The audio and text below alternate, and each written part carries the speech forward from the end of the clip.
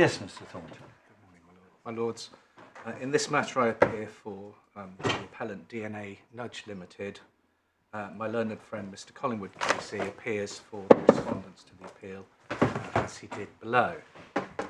My lords, as you'll have seen, this is an appeal against the order of His Honour Judge Hodge KC, dated the 8th of March 2023. And as you'll have seen, the proceedings arise as the result of a conversion, or as it's said against me, a purported conversion of a class of Series A preference shares in the company to ordinary shares. And that conversion took place following service of a notice by shareholders constituting an investor majority in accordance with Article 9(2)A of the company's Articles of Association. At trial, and again on this appeal, there are essentially two core issues. First, did the conversion amount to a variation or abrogation of the class rights attached to the Series A shares? And second, should the court engage in a process of corrective construction to resolve what the judge below held to be a tension created between Articles 9 and 10 as a result of his finding that there was a variation or abrogation. In a moment, I'll address you on the question of whether he correctly identified the issues, because what we will essentially say is one looks at the interaction of Articles 9 and 10 when deciding whether there's a variation in the first place. Following the trial, in short, the judge was with my learned friend and held that the conversion did amount to a variation or abrogation of the class rights attached to the Series A shares, and therefore an implied term or limitation needed to be read into 9(2)A to the effect that a conversion was only valid in the event that a prior class consent was obtained from the holders of the Series A shares, and it's common ground that no such consent was obtained. As a result, the judge declared the conversion of the Series A shares to be void and of no effect, and directed the company to rectify its register of members accordingly. He subsequently made a cost order in favour of the respondents and refused me permission to appeal, but my Lord Justice Arnold gave me permission by an order of the 22nd of May. Now, my Lords, there's also a cross-appeal brought by Mr. Collingwood in relation to the judge's dismissal of the Section 633 claim. That is the claim that if there was a valid conversion, that conversion unfairly prejudiced his client's interests as a member of the company and therefore ought to be set aside. As I understand it, the permission to appeal application has been listed for today and hasn't been resolved. But we'll deal with it as and when, on a rolled-up basis. And you'll have seen that Lord Justice Snowden gave me permission to rely on an expanded skeleton in the event that you give permission and when we do deal with that cross-appeal. So subject to that, my Lord, I was proposing to deal with my appeal first. Yes. My grounds of appeal were behind tab 3 in the core bundle. In short, I challenge both the finding that there was a variation or abrogation of the class rights attached to the A shares, and also I attack the corrective construction that was undertaken by the judge at first instance. You can see my first ground, it's page 24 of Core Bundle, Volume 1. You can see I deal first with the variation and or abrogation of rights ground, in particular paragraph 3. I say it's wrong because, firstly, there was in fact a swap or exchange of the A shares for the ordinary shares. In the alternative, that what happened was no more than the performance of the rights that were attached to the Series A shares, and therefore no variation. I then deal in section B with my attack on the construction, the corrective construction approach that the judge took, and say there was no proper basis upon which the judge should have departed from the natural meaning of the words used in the company's Articles of Association. Can I just looking at your ground 3, can I just put a marker down that I'd like you to address at some point in the course of your submissions? Not now, but you say the judge ought to have concluded the conversion did not amount as a matter of law to an abrogation or variation of class rights. It's the words "as a matter of law" that I'm interested in. Are we in fact talking about did it amount to a variation or abrogation within the meaning of clause 10.1, i.e. to potentially engage 10.1, which is a matter of interpretation? Or are you saying that there's some freestanding legal principle which means that what was done was not a abrogation or variation of rights, and if so, by what framework, by what yardstick? So it's the latter in the sense that I suspected you were. So but you're going to have to. I take it to, for example, the House of Phrasing case, and essentially we say that if somebody's rights evolve, but within the framework of the rights that were set out in the articles, that's not a variation or abrogation of rights. It's simply the fulfilment of those rights. I agree. I understand that, but we'll have to look to see, in a sense, whether you're saying that there is a freestanding principle of law that prevents that, or whether it's simply a matter of interpretation of whatever framework, whether it's the Companies Act or, in this case, these articles. You have to construe the articles in any given case and ask the question. So, for example, if there had been no freestanding, if there had been no conversion right contained in the articles, then of course any attempt to convert them would have required a consent. Here there was a freestanding right contained within the framework of the rights that were agreed, and what you don't do is sort of salami slice the rights that a shareholder has and say, well, that one changed. You have to look at the articles in the round and say, well, yes, they had those rights, but they also agreed that those rights could change upon a certain trigger event. It may be when we get into it, but I just want to identify these as the origin of your proposition that a performance, I think as you put it, a performance of the rights under the articles cannot amount to an abrogation or variation. You say as a matter of law. Yes. An alternative way of looking at it is, well, is that really just a question of interpretation of the article that says you can't vary or abrogate? Yes, it always comes back to a question of construction. The point of law, though, is that you don't simply address the question of whether there's a variation or an abrogation by saying, well, the rights were X and now they're Y.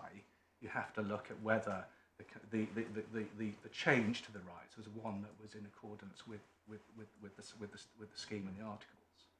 That's essentially it. Okay. So it would be entirely, as I say, it'd be entirely different if clause 9.2 didn't exist and the company just simply said, well, you've now got ordinary shares. Well, that would have been inconsistent with the articles. But 9.2, we say, gave a very clear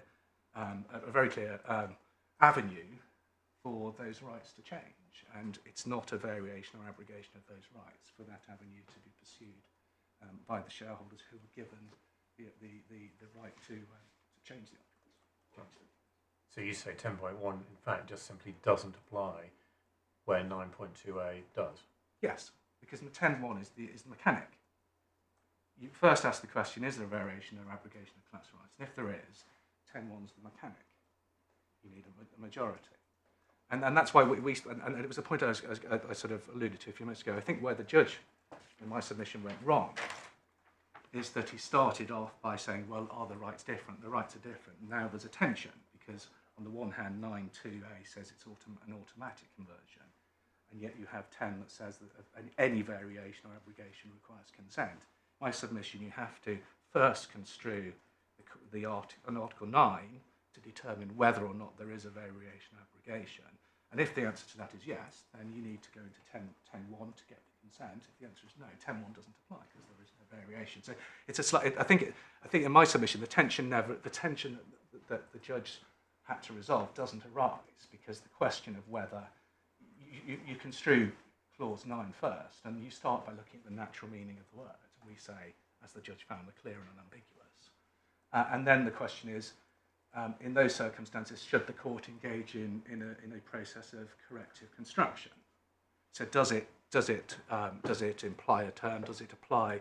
Does it firstly apply a meaning different from the natural wording, Alternatively, does it imply a term? And you resolve those questions first, and then the Article 10 question is straightforward because it follows from the conclusion to that first question. And what you don't do is say, oh, well, there were apples and now there are pears, therefore there's a variation, but the article permitted the delivery of pears, not apples, and that's inconsistent with Article 10, therefore I have to resolve a confusion. Just going back to my Lord's question, you've been developing what I understand is your central point, but that you say, you look at the articles as a whole, in particular 9 and 10, and you say the answer is clear. Yeah. But what my Lord was asking is, when you say as a matter of law, is that as a matter of the law which says that you read the articles as a whole, as if you were the intelligent reader who goes to Companies House or downloads and reads the articles, or is there some external source of law which you say governs this question? It's ultimately a construction point, so you have to construe the Articles of Association. Here, that essentially is Clause 9. This Clause 9 exclusively sets out the rights attaching to the Series A preferred shares. And you ask yourself the question, is there a variation or abrogation? And the law comes in that stage because there are examples of a case which I'll go to a little bit later, where the company has repaid classes of preference shares. And the courts have held that, although that of course means that they no longer hold the rights that they held, because that transaction was in accordance with the rights, there's no variation or abrogation. So in fact, you say that the words variation or abrogation, when encountered in clause 10.1, must be read as they would be read by an informed observer who knew of these company law cases. No, well, I would say that you would simply read Article 9 and say, is it a variation or abrogation of the rights attaching the Series A's to convert them in circumstances where 9.2a says that they can be converted. You don't need to know any law, you just simply read the natural meaning of 9.2a, and it says, if there is an investor majority notice, the company converts the shares. You don't need to know any law to determine that. The law only becomes relevant if one's trying to adopt a corrective construction point. But my point is simply that you don't, it's a very simple point, you don't ask the question, is there a variation abrogation, by saying the rights are different post-transaction. The question is, are they different, and is the difference something that was permitted by the terms of the articles themselves? And if the answer to that second question is yes, the fact that the rights have changed doesn't matter, because you look at the bargain between the parties, and what happened here was that shares were converted in accordance with the bargain set out in the articles. There's no variation to the bargain entered into the parties. It's simply that these Series A shareholders had rights that would evolve over time in certain trigger events. So another one would be an IPO. In the event there's an IPO with a minimum pre-money valuation of 900 million, they would convert into ordinary shares. So we said you don't need to know any law, you just simply start with the... It's very simple. Read clause 9.2, it means what it says, that's it. And the judge held that there was only one possible construction, 9.2a, not read it alone, there's only one construction. What he then said is, firstly, well, because the rights change, there is a variation or abrogation, and that gives rise to attention, and you resolve it in favour of my learned friend, because the construction that there is no variation or abrogation was essentially an absurd and irrational one, and essentially seems to be based upon the concept of the Series A shareholders having paid a premium for their shares. But as I'll turn to, there's no evidence that they paid a commercial premium for the shares, i.e. more than the value of the ordinary shares. Well, we sort of, I was about to dive in with a question on that, but we're sort of in danger of taking you completely out of your way, so I won't. But I'm happy to take it. Well, I mean, again, I'll just put the point down and then see how if you pick it up during the course of submissions. But you don't really need to go beyond the articles themselves, do you? You can see that there are rights which have been bargained for attaching to the preference shares. And the question is, you assume that those rights have some value. You don't need to know precisely how that's measured in pounds and pence or how they were paid for. The real question is, isn't it, that those rights are rights given under the articles, and you have to read the articles as a whole and understand whether those rights set out and negotiated can be removed the moment after they were granted. Well, the judge at first instance held that the 928 was clear and unambiguous, so anybody reading it would see that an investor majority could procure the change. But he then went on to say that anybody who had looked at the Form SH1 at Companies House would have seen that they paid a premium, and I'll come to what a premium means, because it's not commercial premium. But I think the only question is whether the judge needed to go there, in the sense that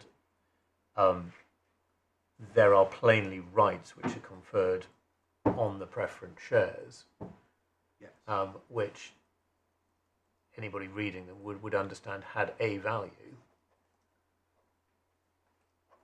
But so the actual amount that was paid for them, in a sense, doesn't matter. You don't need the monetary amount from the Form SH1. You just simply say, as indeed some of the other authorities that are in the bundle, and indeed some outside the bundle, not in the bundle, say, you look at the articles as a whole. There are plainly rights attaching to the preference shares which are capable of being valuable over and above the rights of the ordinary shareholders as the company starts its life, goes on with its life.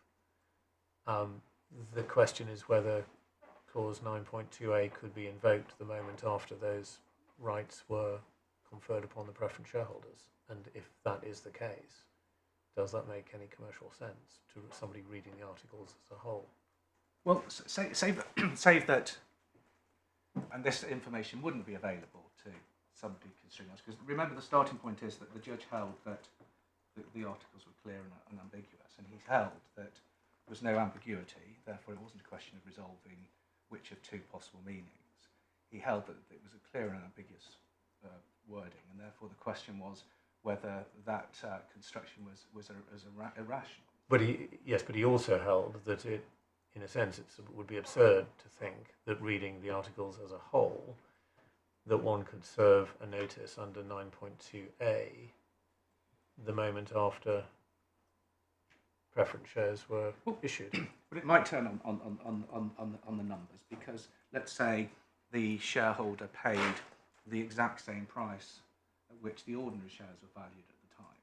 The fact that they would be converted into ordinary shares and they paid the same price that the ordinary shares were valued at that time would suggest it wasn't irrational. Whereas if there was evidence that they paid 5 times the price, it may be a different conclusion. But of course, that information is not available to somebody construing the articles. And I make the point because it's the main basis upon which the judge at first instance founded his decision that it was an irrational construction, because he referred to the premium. And the point that I'll make in due course is that the premium is simply the difference between what they paid and the nominal value of the shares, which here was 1/10 of a penny. That doesn't give you any indication of what the company was worth at the time. There is evidence in the bundle as to what the company was worth, but there was no evidence of the type that there was no issue between us at first instance as to what could be looked at. And essentially, it's the articles on the SH1, but that doesn't give a clue as to value. And therefore, what I say is that the decision of the judge to say, well, because they paid a premium, it's an irrational construction, doesn't fly.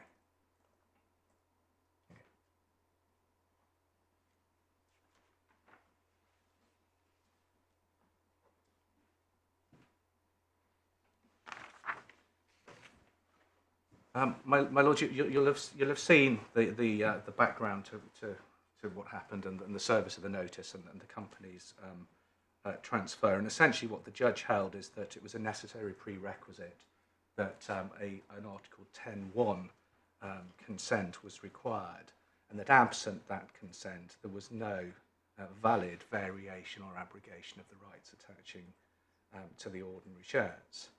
And I made the point. I made the point a few minutes. I'll just repeat it as I come to it in my submissions. That we say that the approach the judge took of saying, well, you simply ask the question, have the rights changed, and that then gives rise to a tension that has to be resolved by a question of corrective construction. Is a wrong way of going about it. What you have to do is identify whether there is any variation or abrogation, either by looking at the natural meaning of the words or by adopting the approach of corrective construction. And once you've done that, then the Article 10 question becomes very straightforward. And I would accept that if there was a variation or abrogation of the rights on a proper construction of 9, we haven't got a consent under 10. You don't have this tension between 9 and 10. 10 is purely the process by which a variation or abrogation has to be addressed. It doesn't help the court in determining whether there's a variation or abrogation in the first place. The substantive provision is Article 9, and Article 10 is the procedural provision. So the first question that arises is whether there is a variation or abrogation of the class rights applying the natural meaning of the wording. And that, we say, is a really straightforward analysis, because the judge held that there was a clear and unambiguous wording used in clause 9.2a. It simply says that if there is a investor majority notice, then there is an automatic conversion of the A shares into ordinary shares. And I don't need to challenge that part of the judgment. Where the judge, though, went awry, we say, is holding that there was a variation or abrogation because the rights essentially changed. And we say that the starting point is you look at the natural meaning of the words, and then you ask yourself the question whether there is a variation or abrogation of the rights. And as I said in response to Roger Snowden's question a few moments ago, that's not by simply saying it's apples and pears. You have to look at the articles as a totality. Here that is, in fact, clause 9. You look at what other documents are available to the court to aid with construction, and that, I think it's common ground between us still, that is only those documents that are available at Companies House, so the SH1. You look at the articles and the SH1, and you say, is there a variation of the class rights? And it's not a question of simply saying there were apples and now there are pears. And we say you have to look at the question of, I put it in two ways. I say, first of all, there was a swap or exchange. So this didn't say if there is an investor majority notice served, the rights attaching to the ordinary shares are varied so as to read as follows. That's not what it says. What it says is that if there is an investor majority notice, the shares shall be converted, and there is a surrender of the certificate relating to the preferred shares. The shareholders are taken off the register of members in relation to the preferred shares, and they're given ordinary shares in their place. They go onto the register of members as holding ordinary shares, not A shares with varied rights, and they're given a new certificate. So it's essentially a swap. The shares have got... When you say now we've got to start getting more technical for a second. I noticed in your sort of skeleton, you talk about surrender of A shares in exchange for the grant of a new ordinary share. I mean, I'm not actually familiar with the concept of grant of a share. It's not really a company law concept that I've ever encountered before. What's wrong with thinking about a share as a bundle of rights, which is a fairly conventional way of thinking about a share. It's a bundle of rights, the rights conferred by the articles and by company law generally. Yeah. It happens to be called Series A share. You could call it an apple if you wanted to. Yeah. Wouldn't actually make it invalid as a matter of company law. Yeah. It might be unconventional, but you could. Yeah. And this whole idea of, quotes, conversion is not something that I've frequently encountered or at all. It's a, do you know where it comes from? What sort of species of company law transaction No, is it? no, there's not. But then the question is there any prohibition in it? Because essentially, you're right. The usual way of looking at this would be to say, well, the rights were X and now they're Y. And as you say, you can call a preference, you can call a share preference share. The question of whether it is a preference share depends on the rights. You say call it whatever you like. But what you have to do is you have to construe the rights, and you say, what are the rights before and what are the rights after? And is that a variation? That's my performance / enjoyment. Yeah, you see that somebody just wandering into this rather esoteric area, Yeah. as an ordinary commercial person, but not well versed in sort of company law, assuming that they were at least familiar with the concept of a share as a bundle of rights, Yes. might well say, well, beforehand you've got a bundle of rights as conferred by the articles on something which happens to be called a Series A share, could be called anything you like. Yeah. And after this process, whatever it is, Yeah. you have another bundle of rights Yeah. under the articles, which is different. Yes. Why is that not, in ordinary parlance, a variation or abrogation of rights? Well, the answer to that is because the articles permit that conversion. 9.2a allows those rights to change. And one can look at it in the same way. But just because Article 2 allows them to change doesn't mean that it isn't a change, a variation. Well, I'll come to, for example, House of Fraser and so forth. Yeah, but see, that's where you start now diving That's where outside you get. into.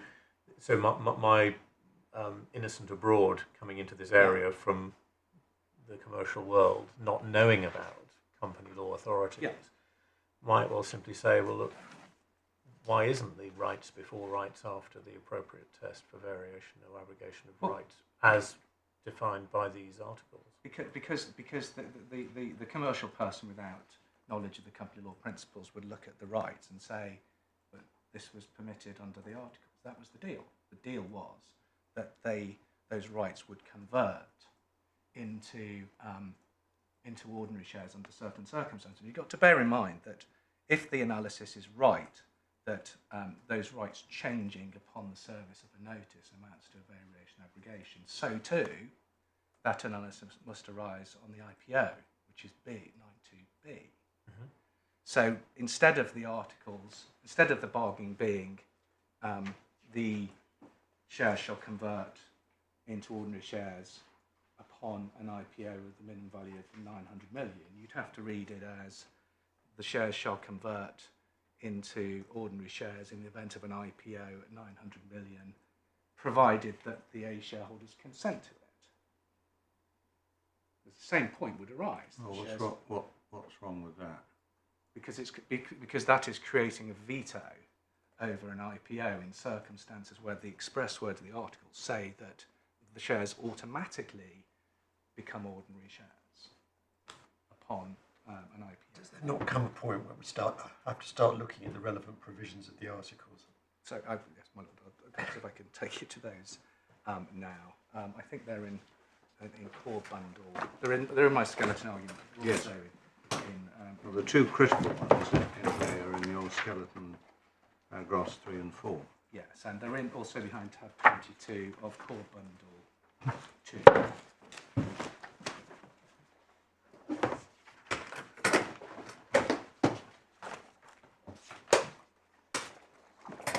So 9 is at 300, page 329.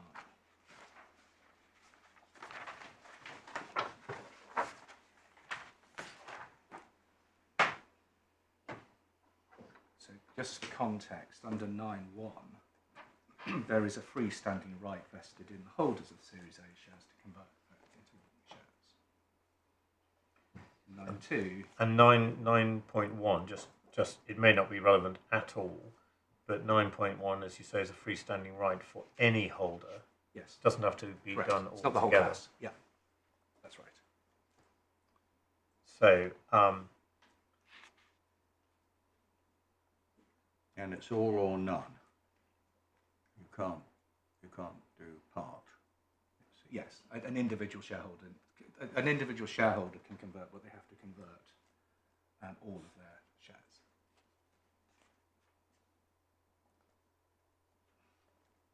And then the 9.2, which is the main Yes.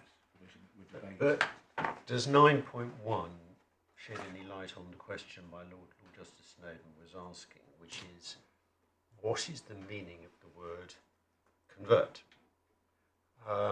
Because if I've understood it correctly, it's common ground that that isn't a term of art at company law. So therefore we have to understand what the word convert means by construing the articles. Yes. Your contention is that convert means swap or exchange. Mr. Collingwood's skeleton argument suggests that it means redesignation, and that's one area of debate between you. Yeah. But another question is, does it matter anyway? I don't think it does. I think ultimately what it means is that beforehand the Series A, the respondents held held a particular set of rights through holding the A shares, but upon the trigger event, those rights morphed into something else, and the way that's been done is because they're at the time that it happens, there's already a class of ordinary shares with the rights into which they morph, and so the mechanism that is set out is essentially the swapping of the shares by taking off the register of members. But I think your lordship's essentially right in the sense that it doesn't really matter what we call it. And this is perhaps why we talk. Sometimes people talk about a conversion. Sometimes they talk about a redesignation, because it isn't a statutory.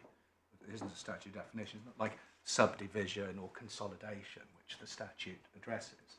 Essentially, what this means is the shares were apples and now they're pears. well, I mean, as I understand it, the concept of a class of shares is not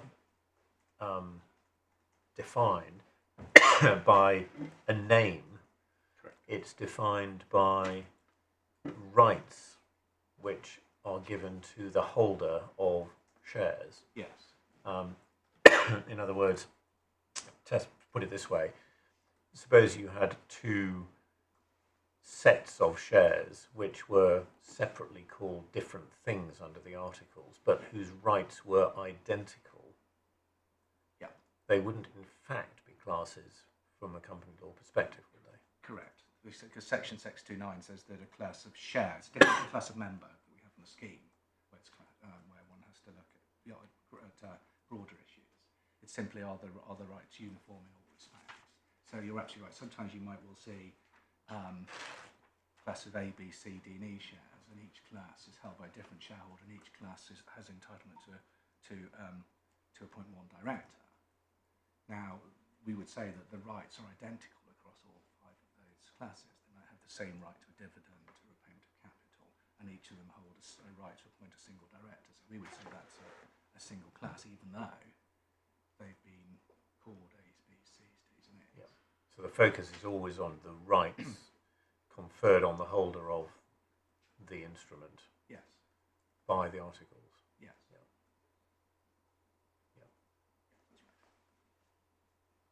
And so in terms of the articles, the point I was making a little bit earlier was that the 9.2 doesn't draw a distinction between the two conversion mechanisms, and I'll call it not in a non-technical sense, that can be imposed on the holders of these Series A shares. The first one is the one that was in fact here, which is the service of an investor majority notice. And investor majority is at 324, and essentially it's a simple majority of the Series A shareholders and the ordinary shareholders in aggregate, as if they were one class.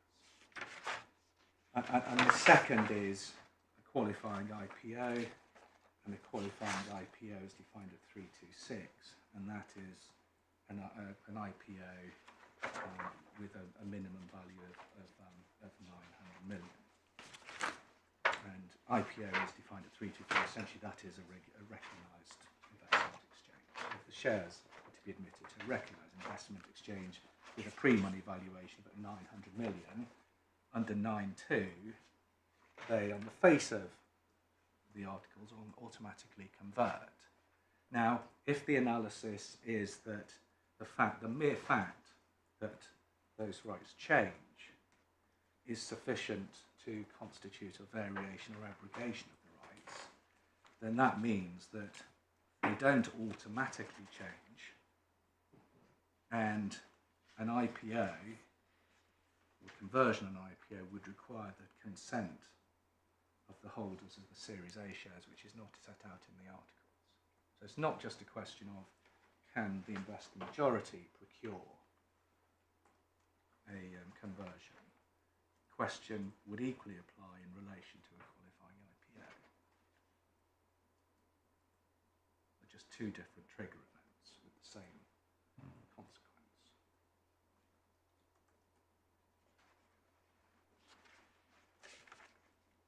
And the remainder of the clause really deals with what happens. So under 9.3, there's a delivery up of the certificate, or if the certificate's lost, an indemnity. I mean, you don't get anything from that, do you? I mean, as you say, it's mechanics. I mean, the fact that you surrender a certificate and you issued with a new certificate, I mean, that's just evidence of the fact that you hold whatever it is. I mean, that can't be relevant to the question of variation or abrogation of rights, can it? The fact that there's a new share certificate issued. Only to the extent that that happens automatically upon the service of the notice.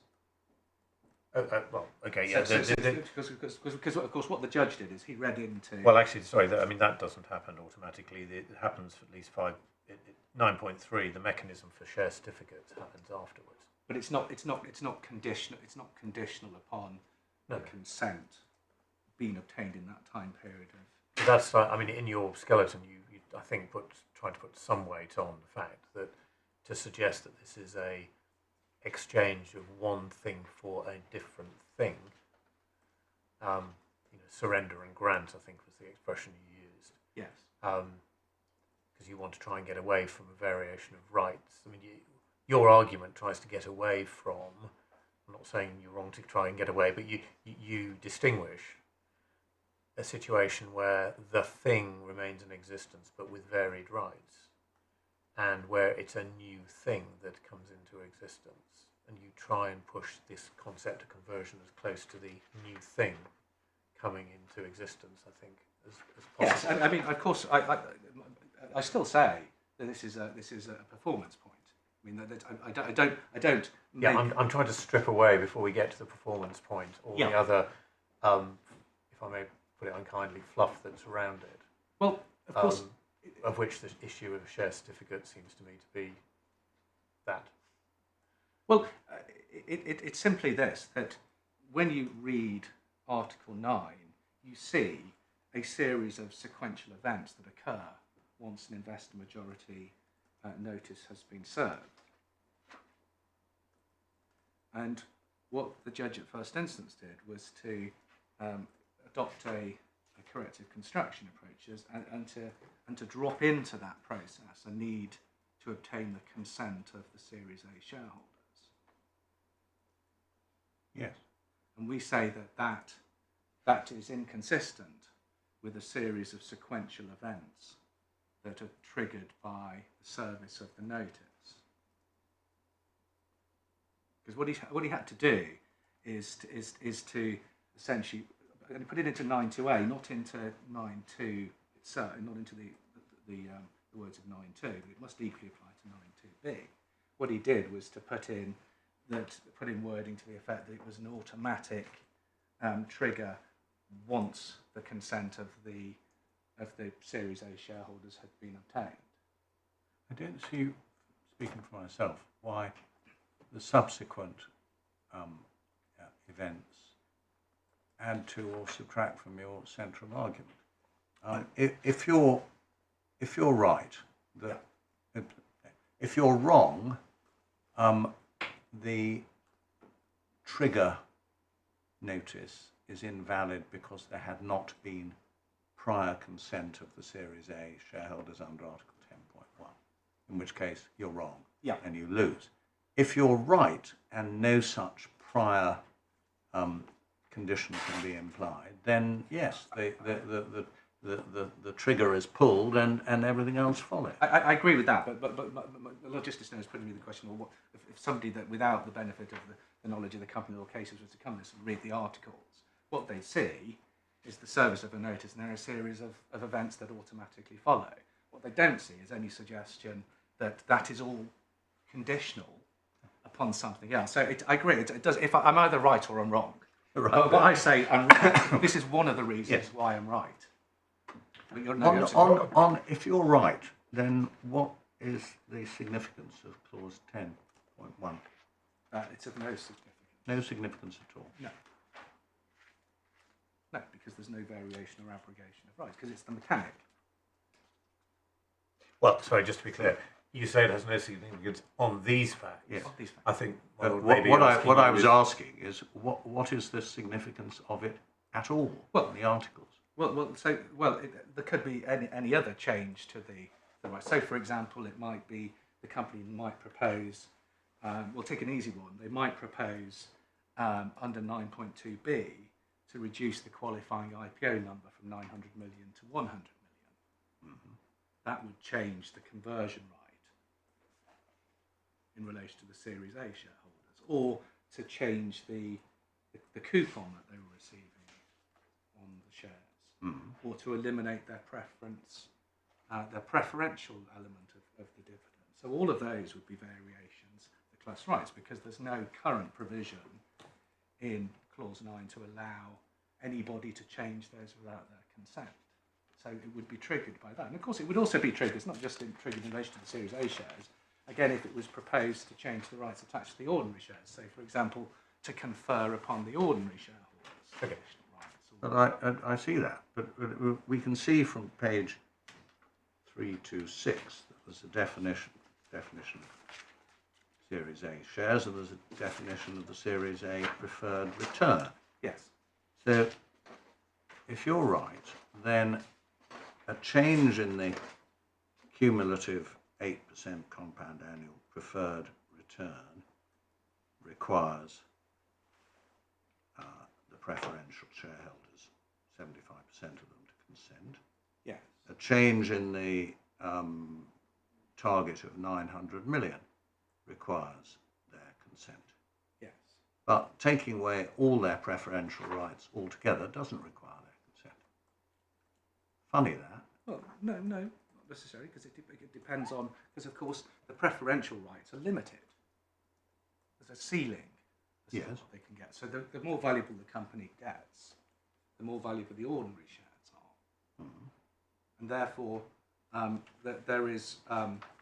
there are circumstances in which it's in the interests of the holder of the Series A shareholders to convert those shares.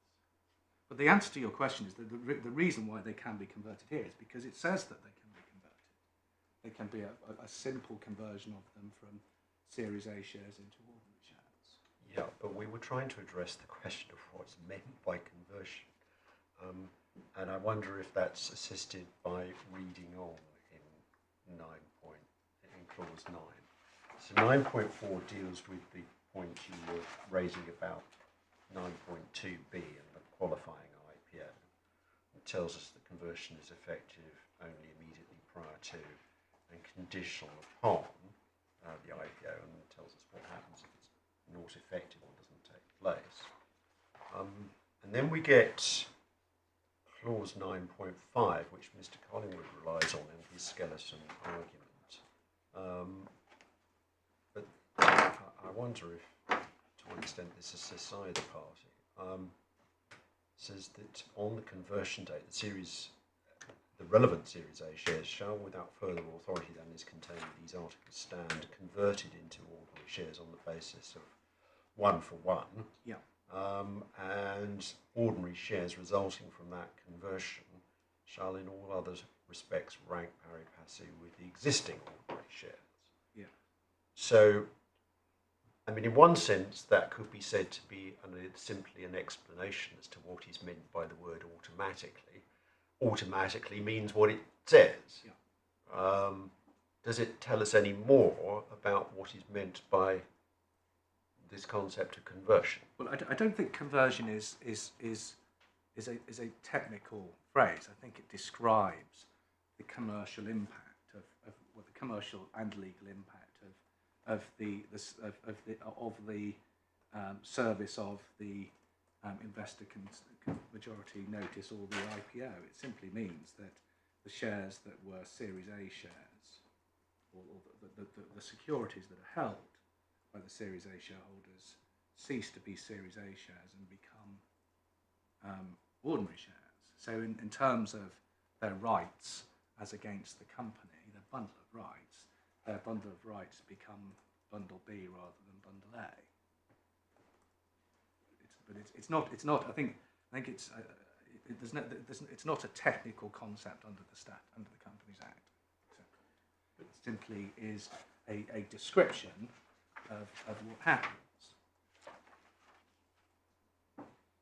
But the principle of whether or not there is a variation or an abrogation involves looking at the articles and asking the question whether what was done is outside the bargain that was entered into between the company and the shareholders and between the shareholders. We say that it was perfectly plain under 9.2, clear and unambiguous under 9.2, that those rights evolve, morph, as a result of the service of an investor majority. Well, and that's supported as far as it goes by 9.5, because that tells you in pretty clear terms what you get as a result of the process. Yes. You get ordinary shares which rank pari passu with the existing ordinary shares. Yes. But then the question is, well, how does one decide whether that's variation or abrogation of the rights? Well, the answer to that is that the test of what is a variation abrogation of the rights is to look at what the rights were. And the rights, the Series A shareholders only had a temporary right to enjoy the preference. So the key point is not really about the meaning of the word conversion. It's that your submission, in a nutshell, is if you perform the contractual rights in accordance with Clause 9, that's not a variation or an abrogation of those rights. It's performance, because you look at you're looking at the bargain that was entered into and reflected in the articles. What you don't do is take each individual right separately and say, well, has that changed? You might in other circumstances. You might in circumstances where 9.2 didn't exist. But where 9.2 does exist, so again, you might have a situation where a series of rights said that, well, for the period of 5 years from allotment, the coupon on the shares shall be 5%, and from the 5th anniversary onward, it would be 10%. It's still a change to the rights, but it's a change in accordance with the bargain. Or perhaps the other way around, it's 10 and then down to 5. Would the court assist a shareholder who came along and said, well, I was entitled to 10 and now entitled to 5, but they didn't get a class consent? The answer to that would be, well, that was your bargain. Can I just ask a question which is rather left field? As I understand it, it's common grounds that between the parties that the question I'm about to ask is completely irrelevant. But nevertheless, I'm a little puzzled by it. Therefore, I would like to understand clearly why it's irrelevant. And that's this. it comes back to this question of automatically, which is the word used both in 9.1 and 9.2. And as I said earlier, at the moment it seems to me that 9.5 is really spelling out what is meant by automatically. And the question I have is this. Why is this an argument between the Series A shareholders and the company? Because down to 9.5, the company really has no role in the matter. Yeah.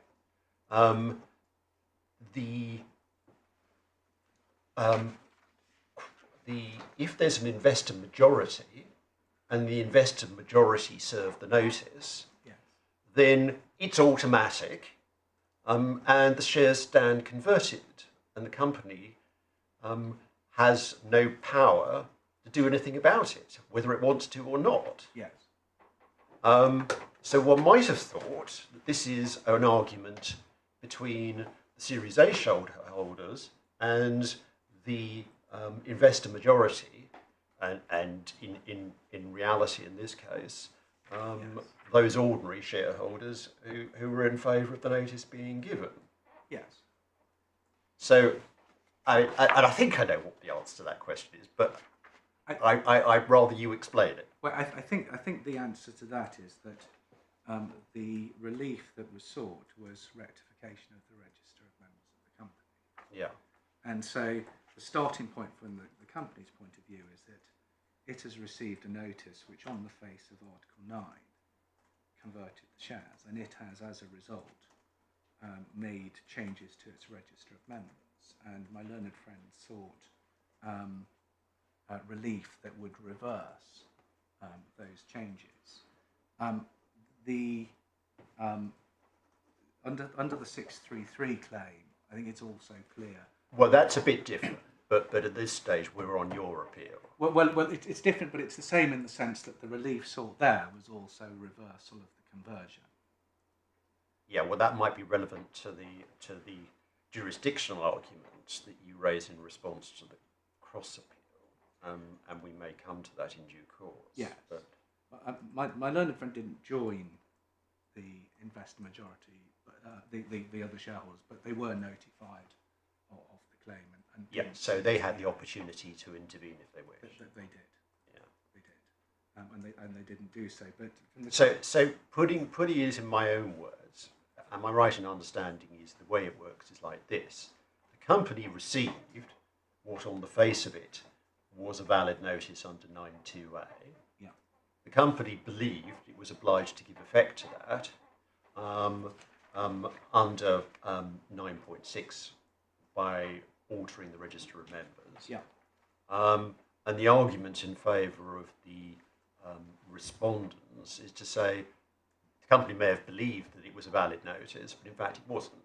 Yes. And therefore the alteration made to the register of members is not valid. Yes. And the company needs to know whether that argument's a good argument or a bad argument. Yeah. Because it needs to maintain an accurate register of its members. Yeah. Because, for example, if there's a transaction, it will need to know who's entitled to receive. Absolutely. Receive what. But I think that's the it's not a situation where, for example, the relief was sought solely against the other shareholders and the company is a purely nominal party. Here the register of members is the although in fact, as my lord sort of points out, in commercial terms, as is apparent from the skeletons, the battle is really joined between the ordinaries and the Series A's, because if you're right, the ordinaries benefit from the service of the notice. Yes. But equally, if the company wants to raise new finance. Absolutely. I mean, the company is not. I mean, I think my lord was basically putting together the company just has to know that what it's doing is in accordance with the proper interpretation of its articles. Understand that. Yes. But in commercial terms, I mean, if this was a 994 type dispute, there would be doubtless squeals about the company's funds being used to finance the litigation on either side. Yes. But we are where we are on that. Well, it is different because the in a 994 context, essentially the relief is usually sought against the other shareholder. Yes. So that you buy my shares, you sell your shares to me. But It's a much more obvious interaction. Yeah. I don't quibble at all with the point that's been made that essentially commercially, when you get to an exit transaction, the people that really care about this are the various shareholders, because it will determine whether they get more or less.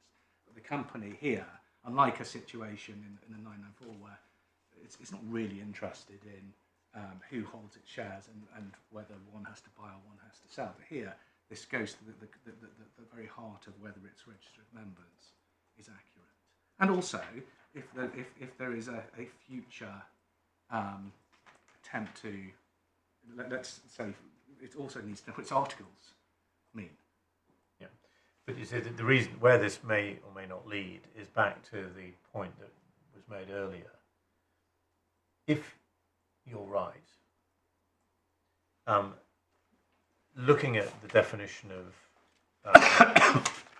Series A preferred return, which is time limited, or at least value limited, it applies up to the company raising equity capital of at least 10 million at a pre-money valuation of at least 900 million. In other words, that's a way of saying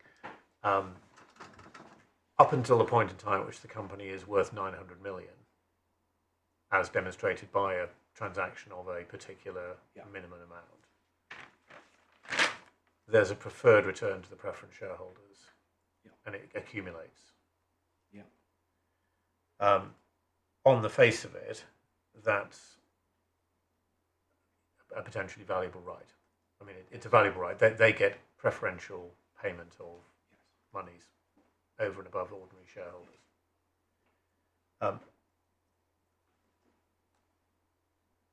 If you're right, the day after the preference shareholders paid whatever they had paid for that valuable right, which one assumes the ordinary shareholders would wish them to pay more than the ordinary shareholders are paying for shares which don't carry that right. Well, that, of course, goes back to your value point. That's quite dangerous, because, of course, what you don't know is whether they paid more than the value of the ordinary. But at the outset, I mean, the assumption you get from this, reading this, is that the value of the company will grow. Yes. And so it's by process of deduction. You can say that this right is potentially valuable, but is capable of being taken away in accordance with 9.2a immediately. Yes. And the question is whether that's a sensible, coherent interpretation of the articles as a whole. Well, the answer to that is it all depends upon people's views on the future prospects of the company. Because if the company is going to be worth 5 billion in the future, it's not in the best interest of the ordinary shareholders to convert, because the preference shares return is capped. Sorry, I didn't follow that. I thought that under these articles, there is the voting rights and the dividend rights of the ordinary shareholders and the Series A shareholders are exactly the same. No. No? No, it's the provision that Roger just went to at 326. Right, can we look at that? Sorry, they are entitled to, they have the same voting rights and the same dividend rights, save that the Series A shareholders have the Series A preferred return. Yes. There is absolutely no advantage in changing to being an ordinary shareholder, as I understand. Is there? Yes, there is, because there is a cap on what VAs get. So it's 327 for Article 5.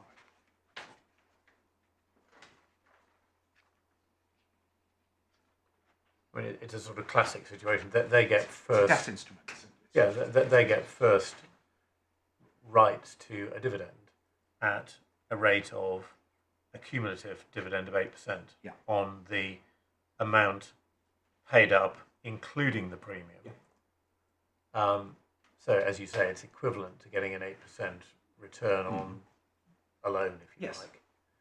And unless or until that is paid and any arrears are paid, the ordinary shareholders don't get anything. No, but equally, when the company does very, very well, that is a capped right. And all of the surplus absolutely. under 5.1b goes to the ordinary shareholders. Correct. Yeah. So it is, as you say, it's why they're accounted for as debt instruments generally.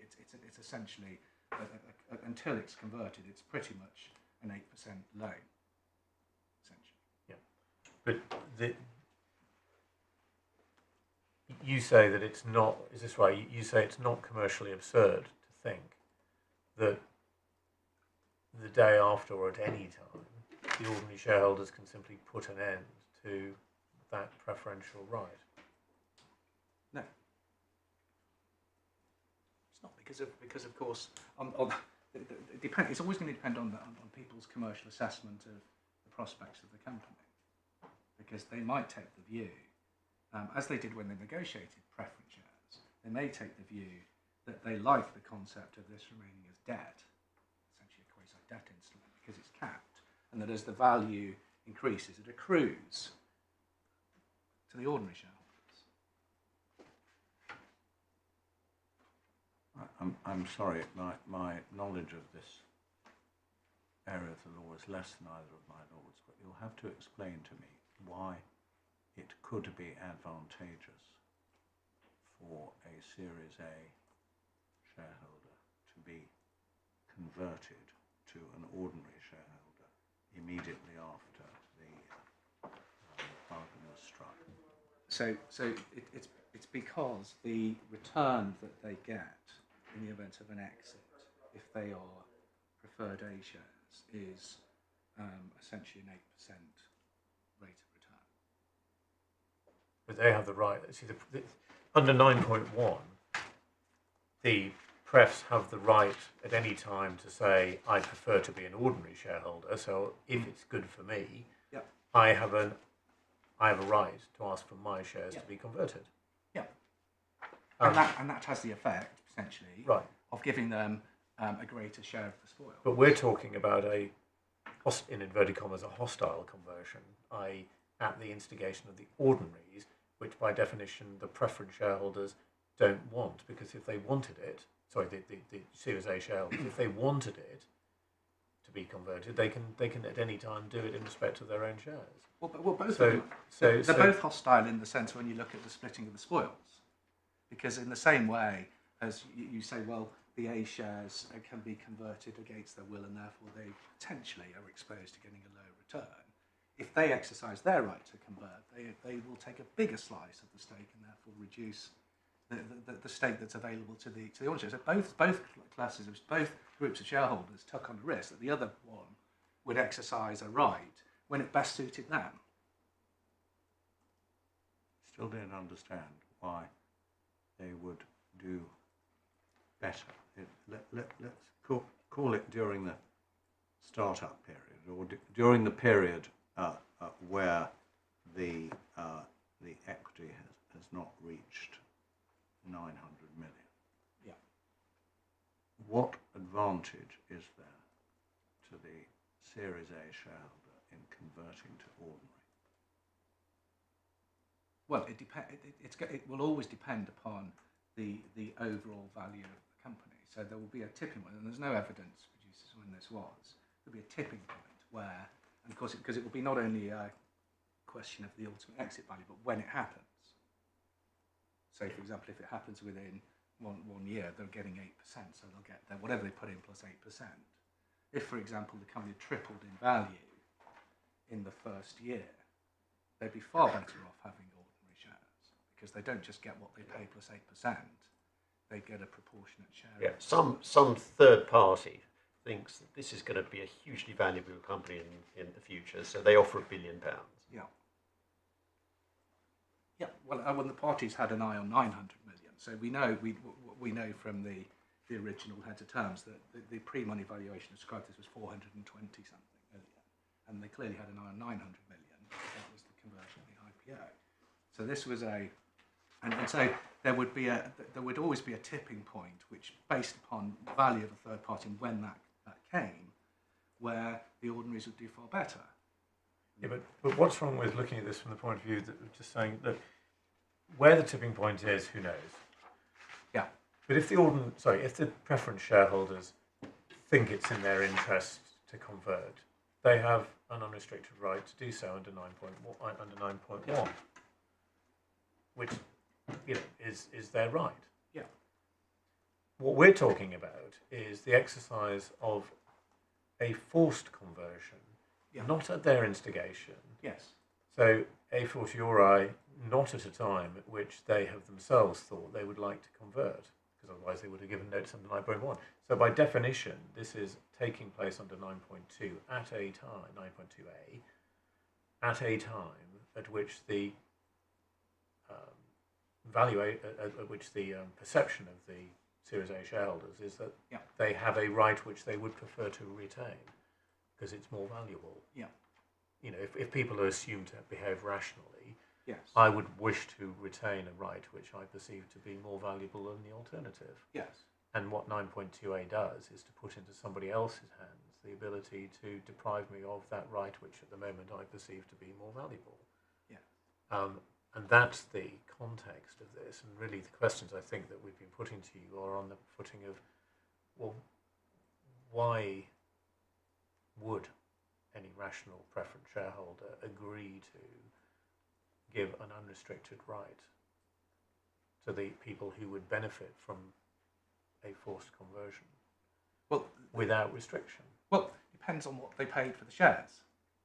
Yes, if they paid a price that was lower than the pre-money value of the ordinary shares at the time that they invested, it might well be said, well, even if we're converted, we've still bought in at a price equivalent to the value of the ordinary shares. Well, okay. So it unfortunately so for example, let's take two examples. Let's say the price of the agreed valuation of ordinary share on the date that the prefs were allotted was £100 per share. Now, if the preference shareholders paid £1,000 a share, one can say, well, it'd be really remarkable that they had agreed to a conversion into an ordinary share that's only worth £100 straight away. But what if they only paid £50? See, a conversion they bought in all those rights they got, they didn't pay for. They still paid a discount to what the ordinary shares are valued. So on a conversion, they're still doubling their money. So the difficulty with this is you can't. You're asking a question as to whether it would be rational for somebody to ever make that decision, but you can't make that decision. No, I'm not sure I am. I think the point I'm trying to make is that the articles as a whole contain effectively an either way bet for the Series A shareholders. They can either decide that it's a good time to change to ordinaries, in which case they serve a notice under 9.1 in relation to their own shares, and nobody's suggesting that that's a class consent point. Doesn't appear to be. It's just they get the right to do it at a time of their choosing. The point about 9.2a is that it's not at a time of their choosing. However they perceive value, whatever they bought in for, whatever else, it's being done against their wishes. Yeah. That's the nature of 9.2a. Yes. And the question is, why would a rational person who would bargain for the right to convert at a time of their choosing also bargain to be taken out at a time not of their choosing without any sort of protection, restriction or restraint? Well, the short answer is because they did. And it depends on. No. They didn't have a one-way bet. That's bootstraps. I mean, we're trying to answer that question. Well, they didn't as have to a whether one-way they bet. did. You only get that analysis if you cherry-pick their rights, and you say, well, they had these rights that were unrestricted. They could convert, and they could, if they wanted to, sit on the preference shares unless and until they decided to convert. That's not the series. That's not the bundle of rights they negotiated. The bundle of rights they negotiated is they could convert them, and an investor majority could convert them. That's what they. Well, that assumes you're right on the interpretation, because the answer, the alternative view is they negotiated to be able to sit on their rights until a time of their own choosing, see 9.1. Yeah. They negotiated for the other ordinary shareholders to have the right to take them out and convert them against their wishes, but only if 75% of their number agreed to it. And if you were in the 25 dissenting members of the class, you had to go along with the majority of the class. But then that 9.2 is an empty provision, because given 9.1, an investor majority could always go and knock on the door of the respondent and say, can you please convert your preference shares into ordinary shares? And if they said yes, they could do so. Well, no, the difference is, in effect, that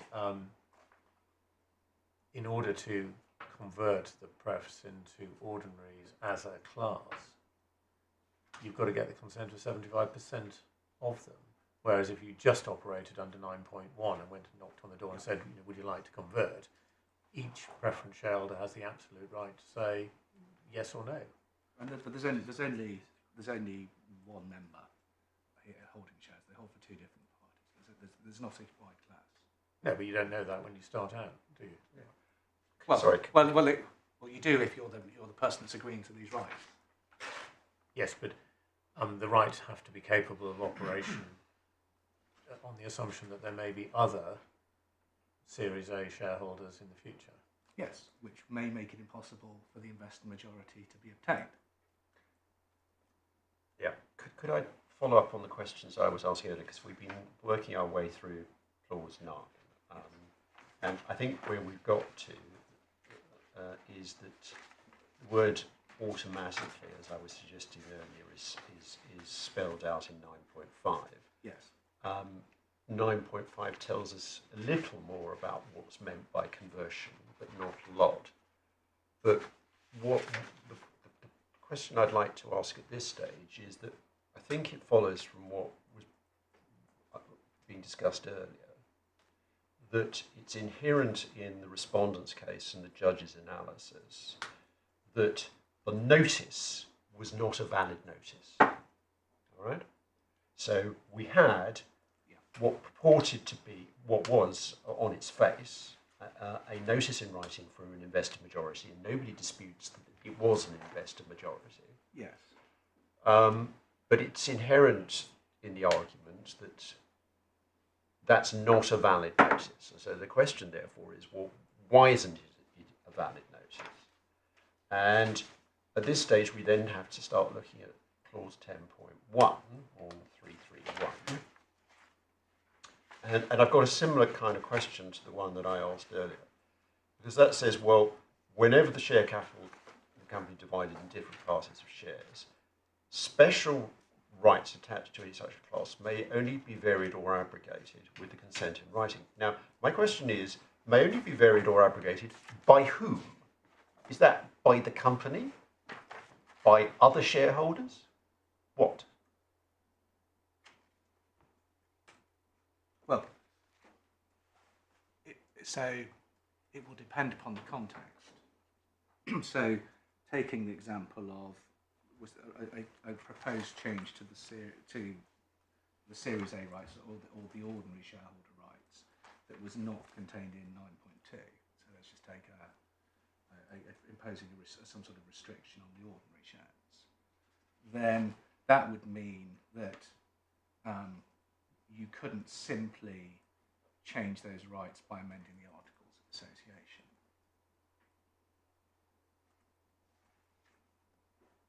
So an adoption of a new set of articles that constituted a variation or abrogation of rights would not be effective without also consent from the holders of the relevant class. So I think the answer you've given to my question, if I've understood it correctly, is may only be varied or abrogated by anyone. Well, I think it's probably. I think it depends on the question of who's varying it and the mechanism for varying it. Well, indeed, that's the point of the question. Because in the example I've just used, it would be essentially a variation by the company, but the variation would be achieved by the shareholders passing a special resolution to amend the articles.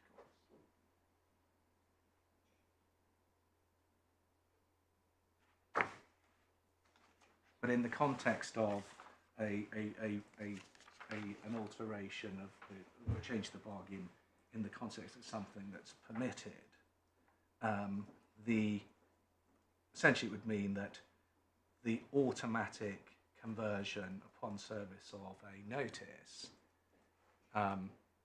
is ineffective if there is a variation if that involves a variation of class rights. So it depends on the context. Because the articles here provide, we don't need to change the articles to change these rights. It's built into the articles, so we don't need a special resolution. We simply need a notice from the investor majority.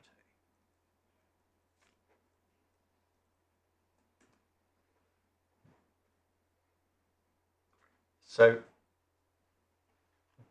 am I understanding it to be the effect of your argument that what 10.1 is really talking about is changes to the articles? And what it's saying in crude terms is you can't change the articles to the disadvantage of a class without 75% from that class. That assumes that the rights attaching to the relevant class are set out in the articles. It's rare, but you can issue shares with the rights set out in the terms of issue that are not in the articles, but we haven't got that here. Right. So in terms of taking a straightforward example that's divorced from 9.2, if there was a desire to change the rights attaching to the ordinary shares, or to change the rights attaching to the A shares in some way outside 9.2, you do it by way of a special resolution of the company and compliance with 10.1. So to give a simple example, if you wanted to change the 8% to 5% in the coupon, the preferential dividend, you'd put a special resolution to the company to say amend the definition of Series A preferred return to substitute 5% for 8%. Yeah. You'd convene a general meeting. At the general meeting, I think all shares are entitled to vote, whether they're preference and they rank pari passu. You get that from it's somewhere in the articles that they rank equally for voting purposes. It's at 7.1 and 7.2. They're identical. But if you didn't separately have a written consent from 75% of the holders of Series A shares, it wouldn't be a valid alteration of the articles. And you say that's what 10.1 is actually dealing with. You say if you in fact are just performing the articles in accordance with their otherwise natural meaning, you don't get into 10.1. Yeah. There's no variation, there's no change to the bargain. Well, no change to the bargain, but that presupposes what the bargain is.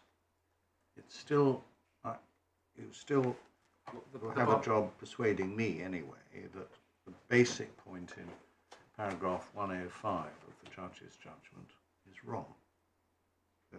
That any reasonable reader of the articles would regard the conversion of the preferred shares into ordinary shares as varying or abrogating the rights attached to the former class of share. That's the heart of the case you have to meet. Why is that wrong? That's wrong because somebody reading these articles would read 9.2 and would see that the shares automatically convert upon the service of an investor majority consent, and sets out what then happens. Yes, and we keep coming back to. We do. If it weren't for Article 10, of course, you'd be right on your construction, as it seems to me. I think you've accepted Article 10 is a waste of print and can simply be crossed through.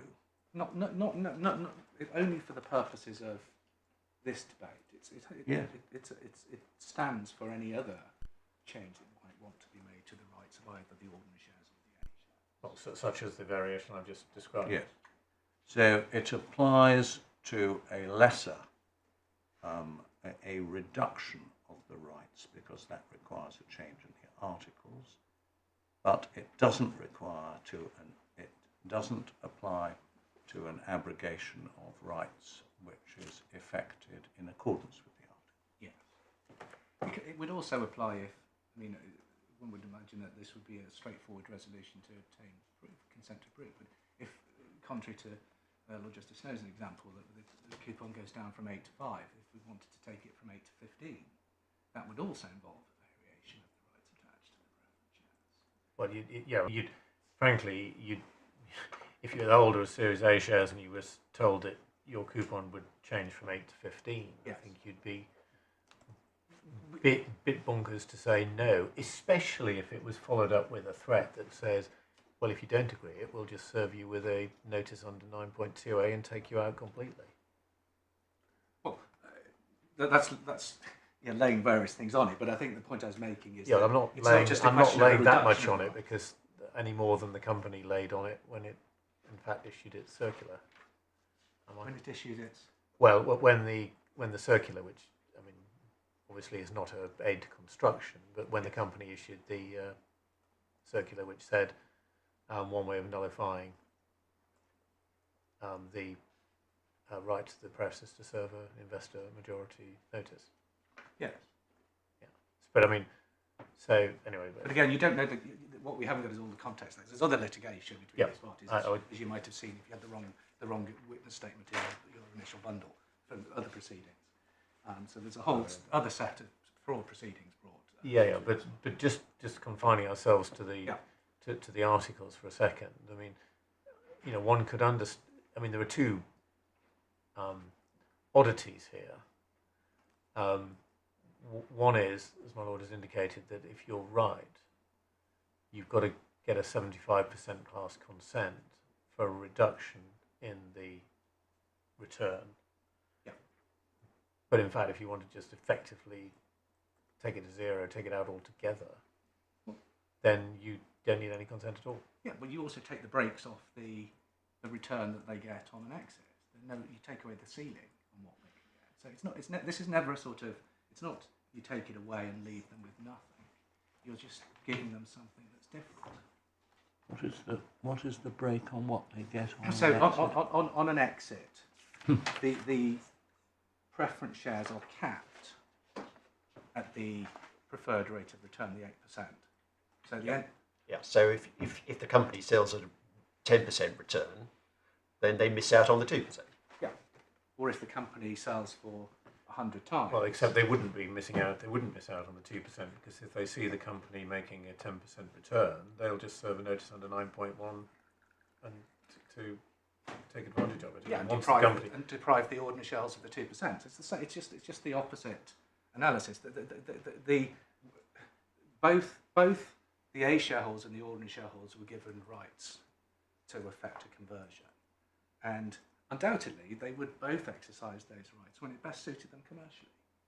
And so it was open to the A shareholders to say at some point, well, now the preferred return is capped. I prefer to hold ordinary shares. I'll have ordinary shares. Similarly, it was open to the ordinary shareholders to say, we don't like the preferred return, let's convert them into ordinary shares so that we all share together. They're just opposite sides of the coin. Except the whole point about a class consent mechanism, as 10.1 is to protect the rights of classes of shares from being diminished without a certain majority of them consenting. But they consent. They did consent. Well, Consented up front. Well, if you're right, they did, and if you're wrong, then they didn't. that's what it says. That's what the words say. Yeah, the question is whether, in the context of the articles as a whole, Yeah. that is what they say. And the judge said, in the context of the articles as a whole, read as a commercial document, that can't be the beginning and the end of the story, because it makes no commercial sense. It's an absurdity, he said. And that's the target you're grappling with. You say it's not absurd.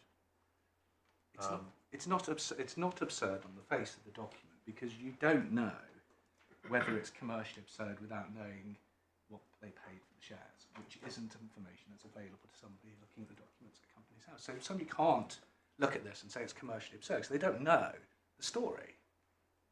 They don't know about the placing agreement, which also gave them 4.5% of any else but in investing, or the warrants that they got. You can't make it. As soon as you engage in a question about whether or not it made commercial sense, you're not going to be able to answer that question by accessing the information that's held at the company's house. You don't know what price they paid relevant to the value of the company. But isn't the hypothetical assiduous reader at company's house entitled to look at the articles and the definition of Series A share and a Series A preferred return, and believe there must have been some reason for giving privilege to the preferred shareholders, including priority on liquidation and so on. It may be that the reader doesn't know whether that's because they paid twice the rate they would have paid, 5 times the rate they would have paid, or there was some other desperate need to attract their investment. The fact is they were given privileged return under the articles, which could be taken away instantaneously by the other shareholders. So it always comes back to 9.2. Well, it does. That's the bargain you struck. That's the end of it. End of case. And otherwise, you're just investigating a commercial, whether it's a good or bad commercial deal, which is essentially where this ultimately takes you. Because the question of whether somebody might look at the article and say, well, yeah, they got these rights, but they're not worth anything because they can be taken away instantaneously. Therefore, you're always having to ultimately where this leads on is an examination of the commercial sense of the bargain that was struck, and that is something that the court doesn't generally do, and is a dangerous thing here, because you don't the person who's looking at this. It's not like construing a contract. We can't look at all of the other elements. All we can look at are the articles and the SH19. We don't know the value of somebody reading the articles wouldn't know about how the price was set. They wouldn't know about the placement agreement, which gave them 4.5% of any investment from the Saudi and Abu Dhabi investment funds. They wouldn't know about the fact they also got warrants. So you would have somebody judging the commercial rationality, not, it says landlord when it, no, tenant, the commercial rationality of this, without all of the relevant information. So it's common ground that we need to construe the articles as a whole, or are there any other relevant provisions that we haven't so far looked at? I think for these purposes, it's really the provisions of Article 9, as Lord Justice Bean pointed out, and Lord Justice Snowden pointed out as well, that they're fully voting shares.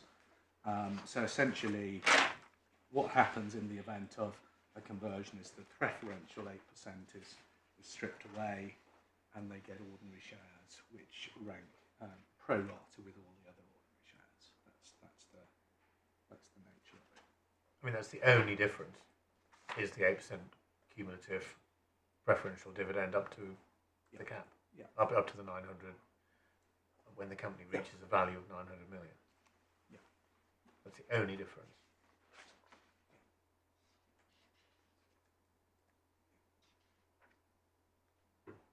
And again, going back to the point that Lord Justice Arnold asked me earlier about what conversion means. Of course, the other possible way of looking at it from commercially is they're converting essentially a debt instrument into an equity instrument. That's essentially what it is. I think these would be reflected as debt on the balance sheet. So, generally speaking, when a company acquires when somebody acquires a preference share with a fixed coupon, it's in substance more like a debt instrument. It's more like a loan with a coupon. Therefore, But is it a fixed coupon? I thought that the dividend rights under the articles were equal. the dividend rights are equal, but on an exit they get 8% coupon.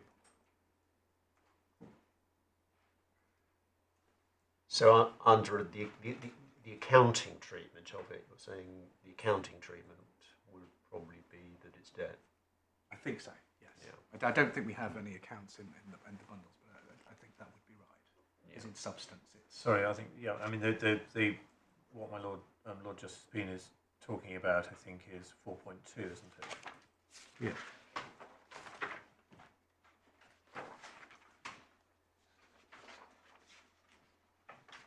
but that would be the same before and after. It's how does it work actually under 4.2? I mean, it talks about distributing amongst the holder of the equity shares pari passu. That's available profits. Equity shares is defined as the shares. And the shares are defined as Both. both. But then it talks about distribution priorities.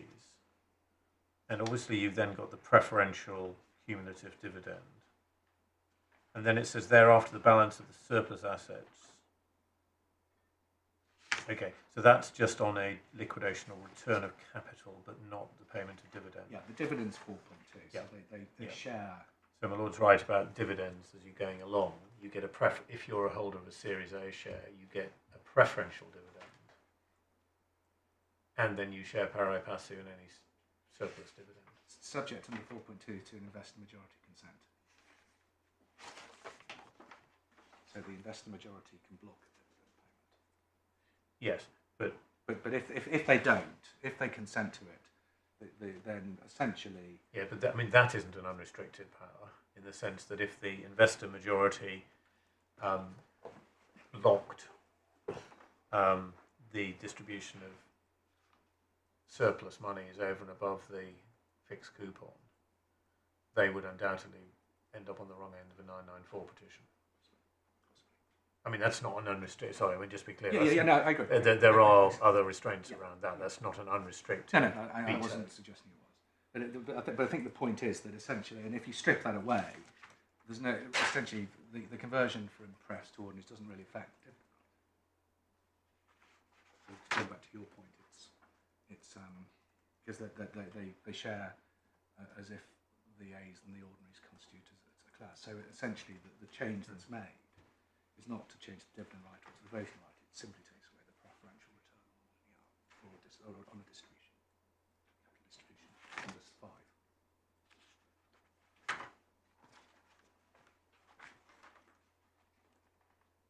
So, if we finish with the articles, you were referring earlier to some case law. Yep.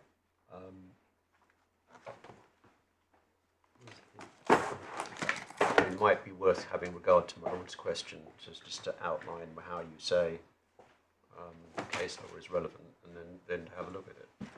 So if I can take you to my skeleton argument, it's probably the best place to see there, isn't it? It's essentially in the section that starts page 40. It's the performance / improvement.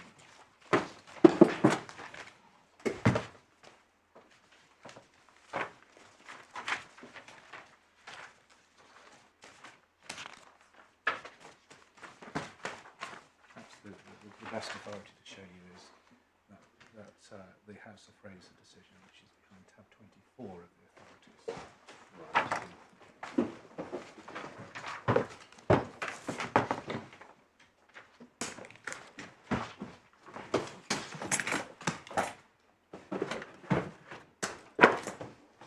Page 102.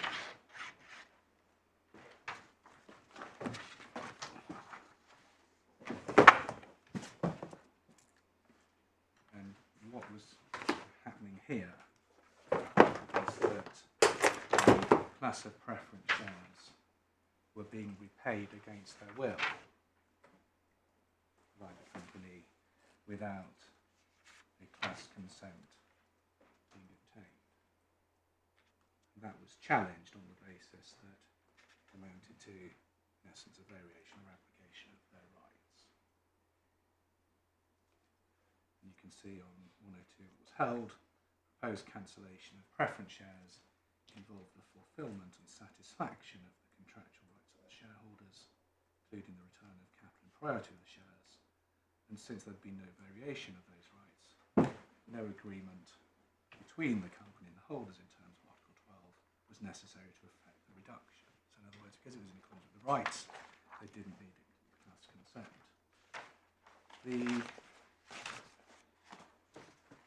Just to pick up what those rights were, that's at the foot of 104. The key.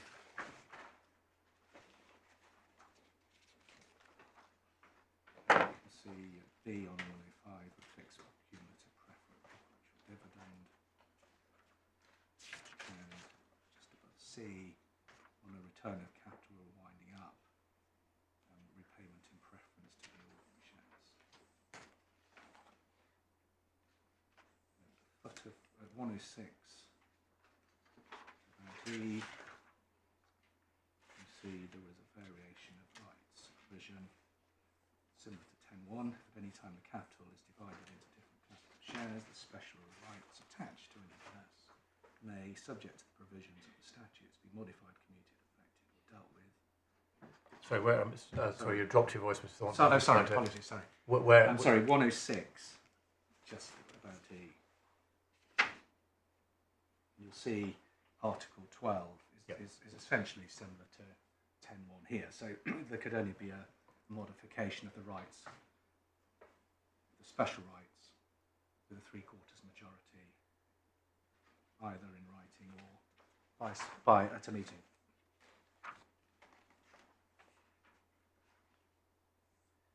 And the substance of the judgment is at 107, starting at G.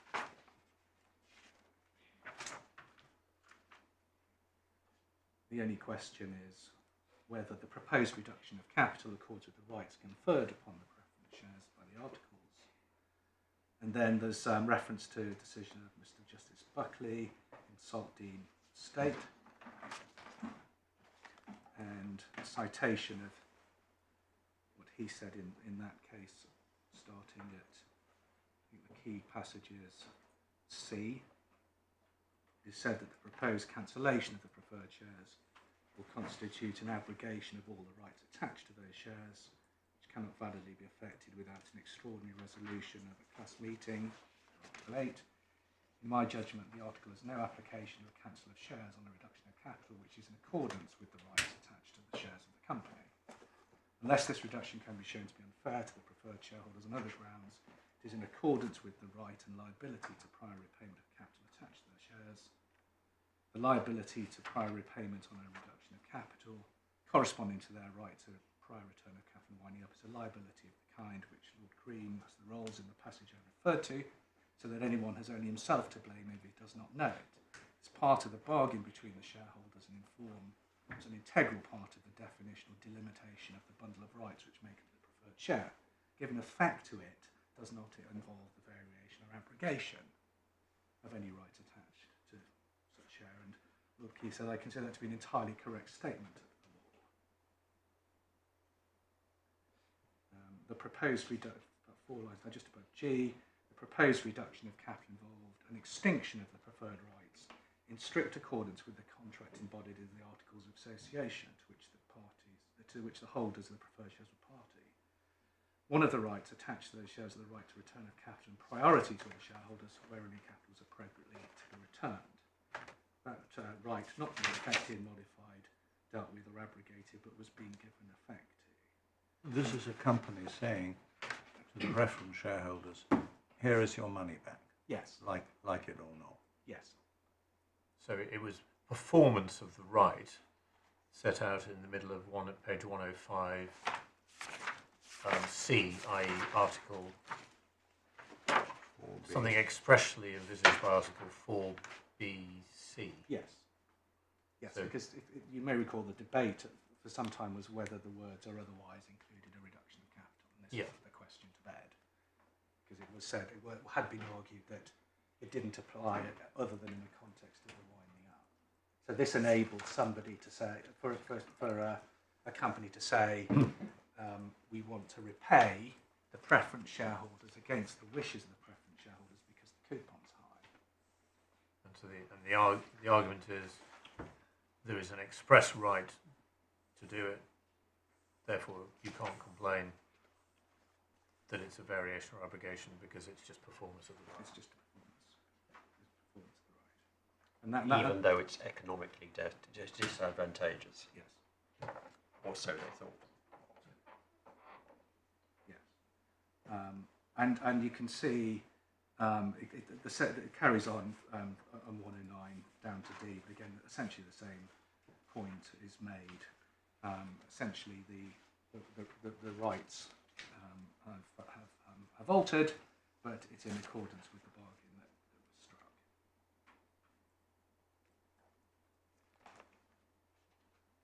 And of course, there have been situations where, and I think I also put hunting, which I think was behind 28. I wasn't proposing to take you to that, but that was one where the shareholder said, well, hold on a minute, these shares are trading at much a higher price in the market.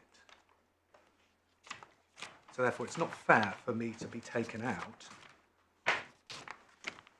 on a price that's below market, to which the court said, well, it doesn't matter. The rights are the rights.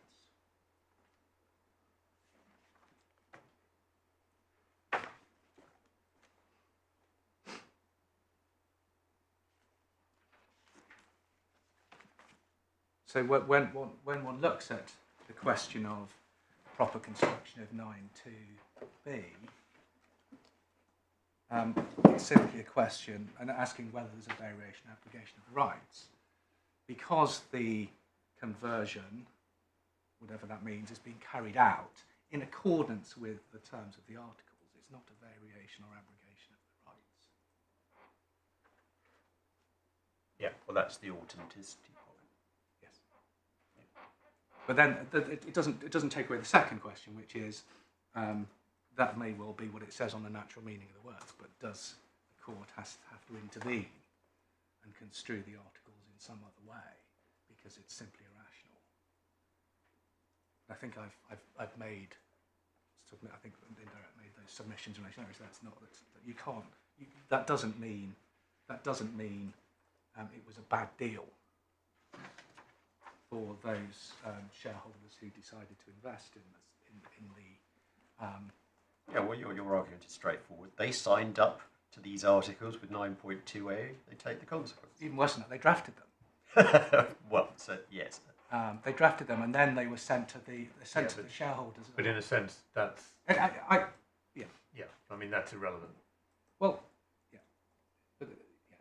Well, say that this, of course, the effect of a decision to take away that conversion right transfers value in favour of them to the detriment of the shareholders who weren't involved in the drafting or negotiation, who simply adopted lock stock articles. The hypothetical observer of the articles at Companies House will never know how they came into existence. Yeah. So your point explains why there's no rectification claim. Correct. But it doesn't go any further than that. No.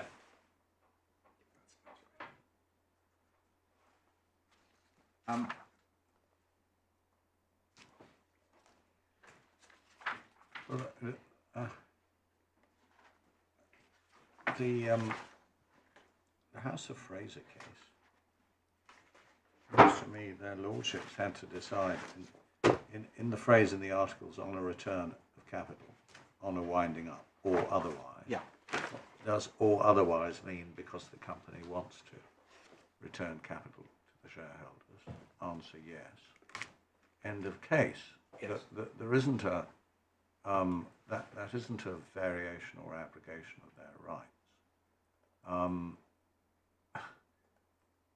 You say this case is exactly applicable. I'm not sure it is. Well, I think that my case is stronger. Yeah, Because your case is stronger. It's stronger because it actually says in my articles they can be taken away if the investor majority serves a notice. Yeah. Here you had to understand what or otherwise meant, and understand that that meant a reduction of capital.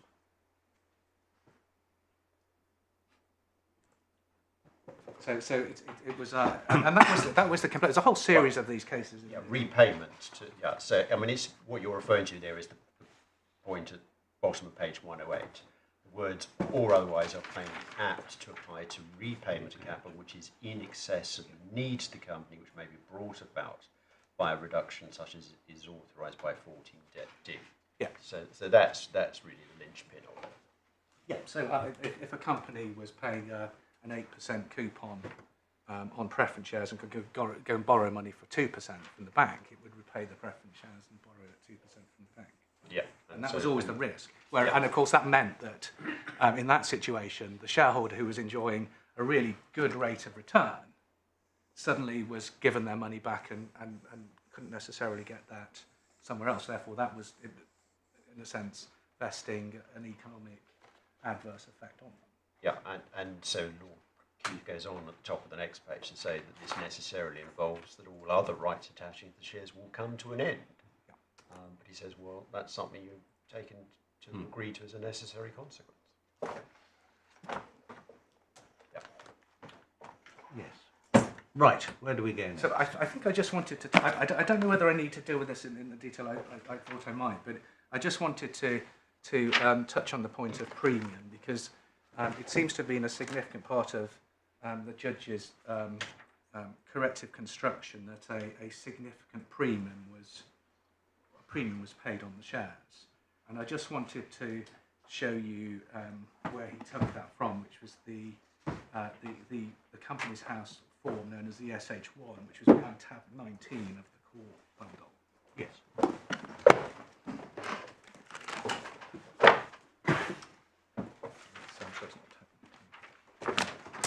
So it's a supplemental. I think it's the supplemental. Sorry, it's a supplemental.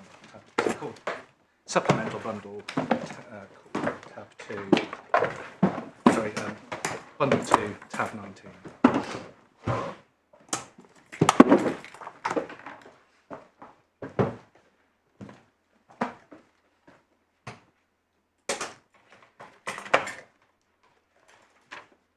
Yes. And what you can see from so when a company issues shares, it has to deliver a return to Companies House. So this is the SH1, and so what you can see is on the first page the new shares. So it's just allotted 851 shares, which have a nominal value of 1/10 of a penny. Just to be clear, the last sentence, paragraph 51 of your skeleton is wrong, isn't it?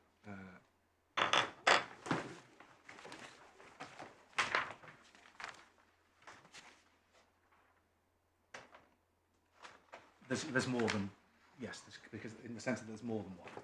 Well, you say it was common ground at the trial. The only relevant document was the form SH01 filed by the company following the purported conversion.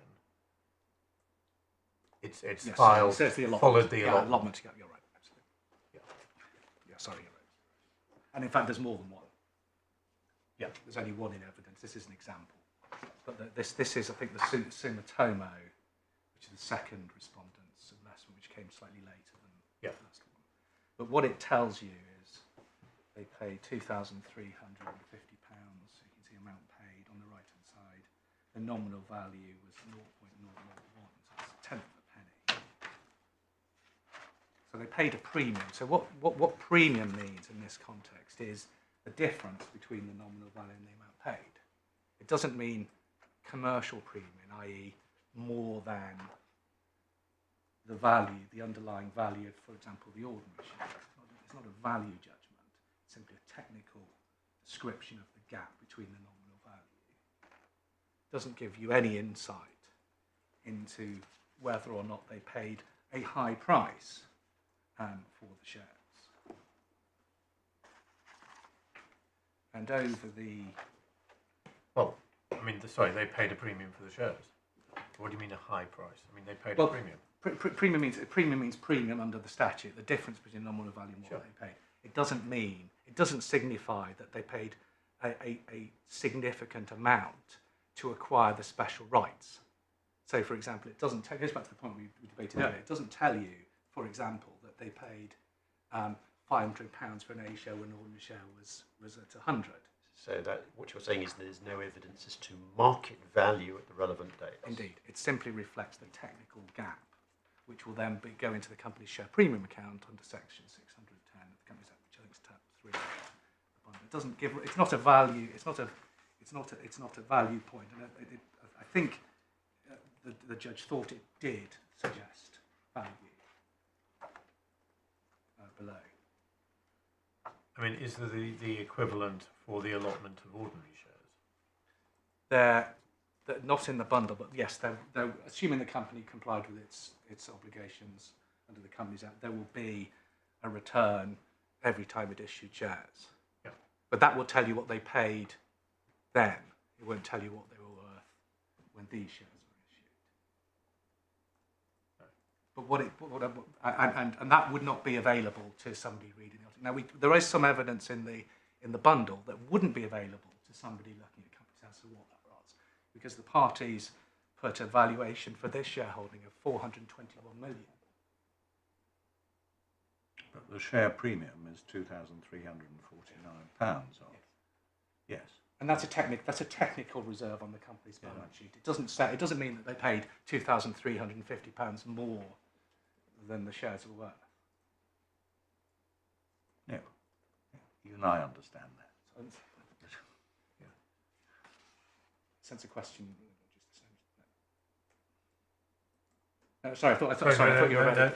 That's a good question. So that there is evidence in the bundle, as I say, which wouldn't have been available to somebody reading the article in his house as to what value the parties placed on the deal, because the heads of terms had a value of 421 million. And if you, and this, I'll tell you why this is caveated at the moment, but if you divided the number of shares, the ordinary shares that are set out in this SH1, 162,000 odd, into 421 million, you get a price per ordinary share higher than £2,350.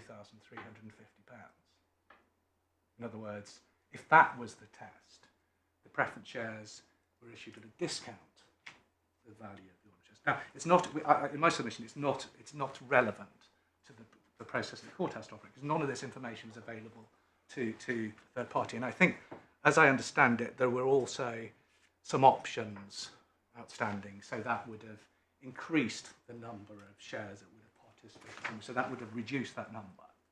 But none of that was evidence before the court. I think the point I simply make is that this SH1 doesn't tell you that they paid a bounty for the special rights, which seems to have been an assumption that His Lordship made at first instance.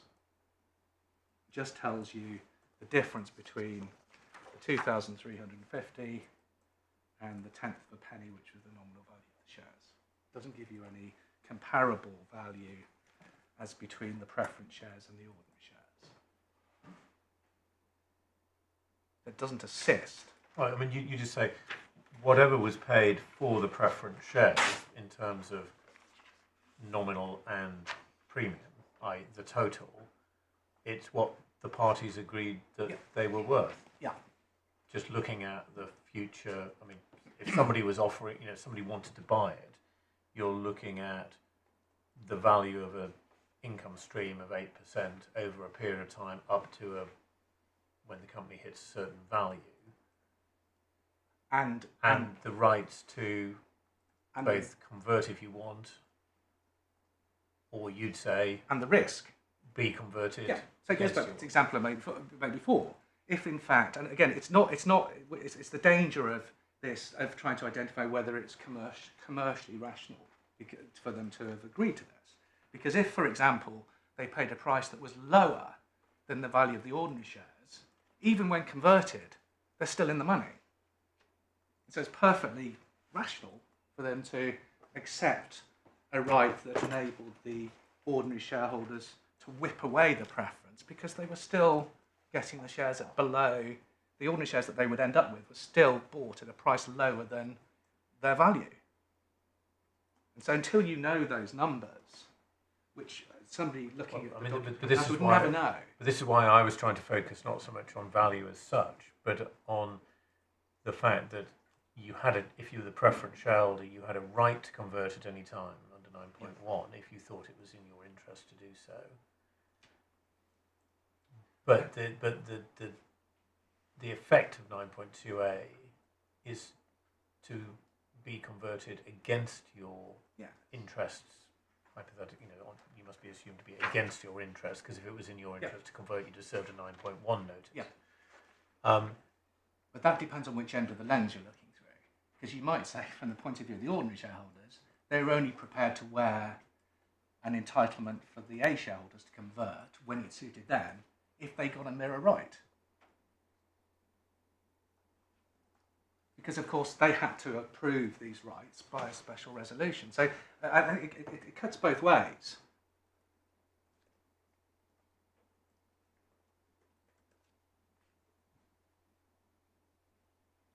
If you were a shareholder who received these proposed articles and asked to approve them in circumstances where the company's receiving new investment, you'd have read them and said, well, they can jump into the ordinary shares when it suits them, but we can jump them into ordinary shares when it suits us. Nothing irrational about that. There's always going to be a shift of value one way or the other. And what happened here is that both the ordinaries and the A's were given a right to shift when it suited them. Just so happened that in this case, the ordinaries shifted when it suited them. Yeah, well, that's coming back to the point I made earlier, that we shouldn't be looking at this from the perspective of the company. We look at this from the perspective of the investor majority. And so what you're saying is that this is a contractual balance, and the ordinary shareholders took the downside of clause 2.1, but they took it in return for the upside of 9.2a. It's just part of the bargain. Yeah. And you can't really, and you can't. This wasn't irrational in the sense that plainly you look at the document. So this can't be what everybody intended, because you could look at it and say it depends on the circumstances. It could well have been something that somebody could have signed up to. And it goes back to, I think the judge referred to this in the judgment when he cited the Britvic case, and he started off by referring to the. I'll take you to this quickly to the judgment, which is in Court Bundle 2, tab 15, at page 217.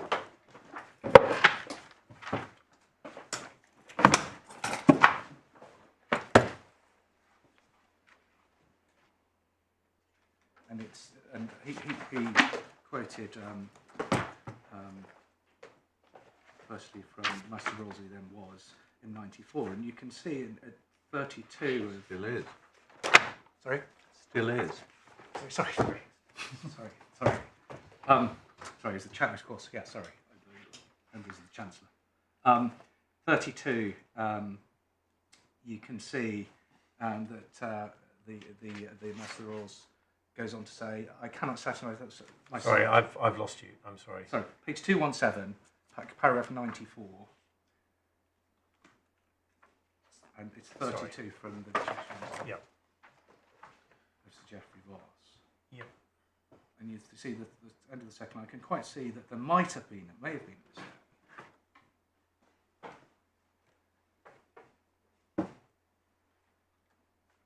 But that's not enough.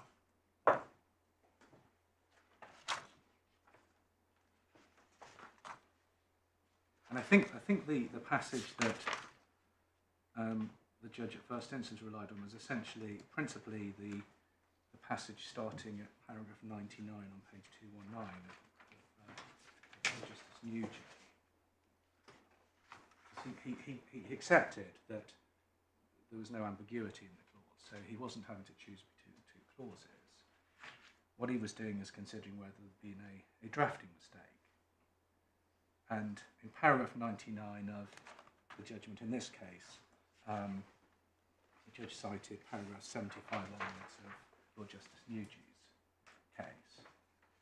And at 76, he talks about cases where there has been a drafting mistake. Sometimes the mistake is a simple transposition, obvious on the face of the document. So John for Mary and so forth, decimal point in the wrong place. In such a case, the mistake is plain enough. Sometimes, however, the mistake does not readily appear when reading the provision, but it becomes apparent on examination that it cannot have been what the drafter meant. It makes no rational sense. Sharpbrook was a case of this type, led to an irrational result. 77. This type of case is quite different from type 2 rival interpretations. In such a case, it's not a question of choosing which interpretation is more consistent with commercial business common sense. They are unusual cases, fortunately rare, because we do not easily accept that people have made linguistic mistakes, particularly in formal documents, and it requires a strong case to persuade the court that the interpretation is sufficiently rational to justify the conclusion that it has been a mistake. And simply say the court cannot reach a conclusion that this clause is irrational. As the Master of Roll said, it may have been a mistake, but you can't be satisfied it was. It may have been that the drafter intended not to have the investor consent being the A's and the ordinaries. It may have intended it to have been just the A's. Investment could have said the A's, but it didn't. It said the ordinaries and the A's. And as I said, you can't be satisfied that this was irrational. You don't know enough about the commercial deal, and there is evidence. There is evidence in the bundle of the placement. Which I'm not going to necessarily take it to you, but I'll just point it out. The placement fee agreement behind it's in the first supplemental bundle at tab 2, gave the respondents,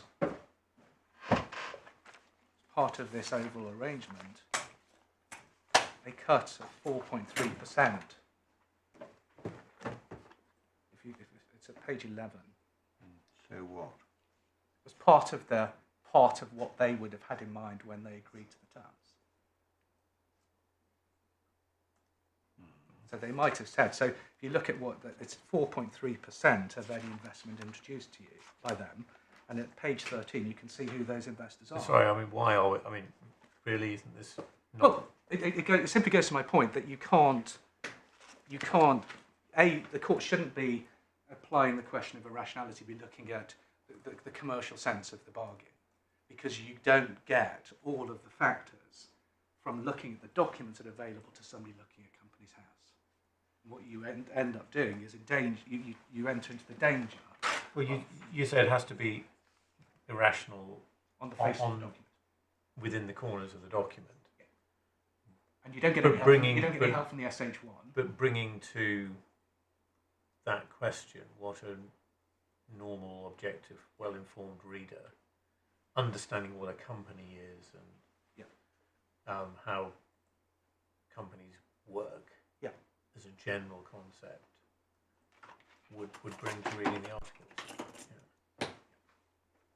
Yeah. Well, I don't know if there's anything else you wanted me to address. I was just going to go back. I was going to ask you to go back just quickly to 9.2b.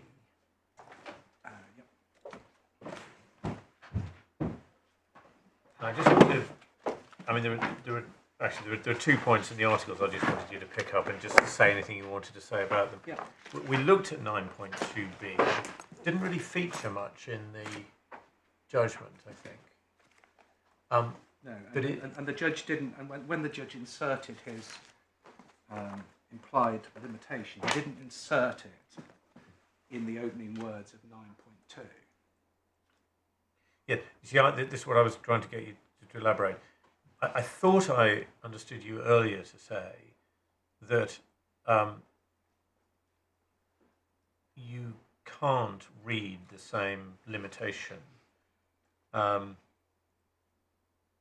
into 9.2b sensibly as the judge in any event tried to read into 2A.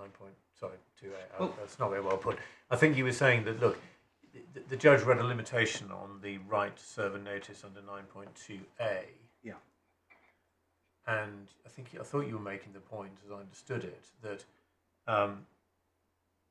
it's impossible to distinguish that logically from the situation where there's a conversion on the occurrence of a qualifying IPO, because I thought you said that, in effect, if that would require a class consent, well, that there would have to be a class consent given prior to the company or whoever it was accepting whatever arrangements were necessary to form a qualifying IPO. I just wanted you to try and unpack it a bit. I think the point's quite a simple one. It's this, that when these articles were drafted, so 9.1 set out the conversion rights that the holders have. 9.2 then set out circumstances in which the A shares would convert into ordinary shares without or in the face of the holders of the A shares. So that they're not on the face of it required to consent to that. And one of them is where the investor majority serves, and the other is upon the occurrence of a qualifying IPO. No distinction is drawn between the two, but they both have the same effect. They both have the effect of depriving the holders of the Series A shares of the preferential rights they had. So when one comes to answer the question, is there an abrogation or variation of rights, as a matter of logic, it should be the same answer for both. But the point is, I thought the point was that if you've got a qualifying IPO, their rights would disappear anyway. Because the qualifying IPO is an IPO where the company's offering price is 900 million. And in that circumstance, their preferential rights would disappear to a Series A preferred return would disappear anyway if the company's worth 900 million. Yes. So, in a sense, But they could sit there and say, I'm not going to consent to. I get the same economics. Yeah. But I'm not going to consent to the. I'm not going to consent to the conversion of my shares from A shares into ordinary shares. You see, so effectively, it would be strange to require them to give class consents at a time when their only preferred rights disappear anyway. Yes. Is this right? Unless there's arrears of the dividend? Unless but the point is, though, that if the company's applying for a listing, I don't think it would be able to list the A shares.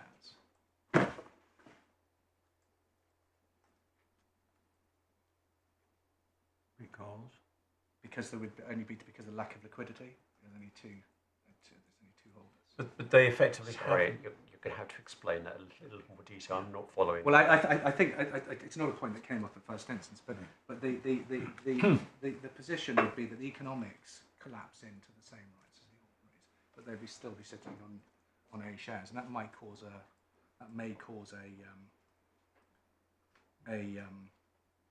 complication with the listing, because you can see that when we look at 9.4, the conversion has to be immediately prior to the IPO. So that suggests there's some.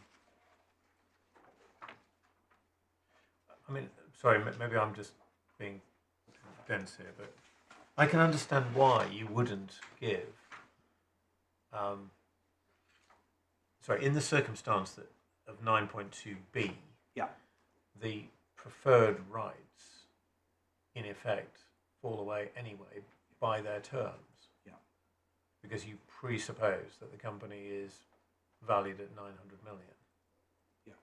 And so, in effect, the holders of the preferred shares, the Series A shares, in a qualifying IPO, given its definition, have no preferential rights in any event. They're just the same as ordinary shareholders. That right has, in accordance with its own terms, disappeared. Yes. So it would be odd to give them any right of veto, I think, as you put it earlier, which is why is it probably a bit of a red herring to look Well, at. subject to the listing point, whether that would cause any concern about listing.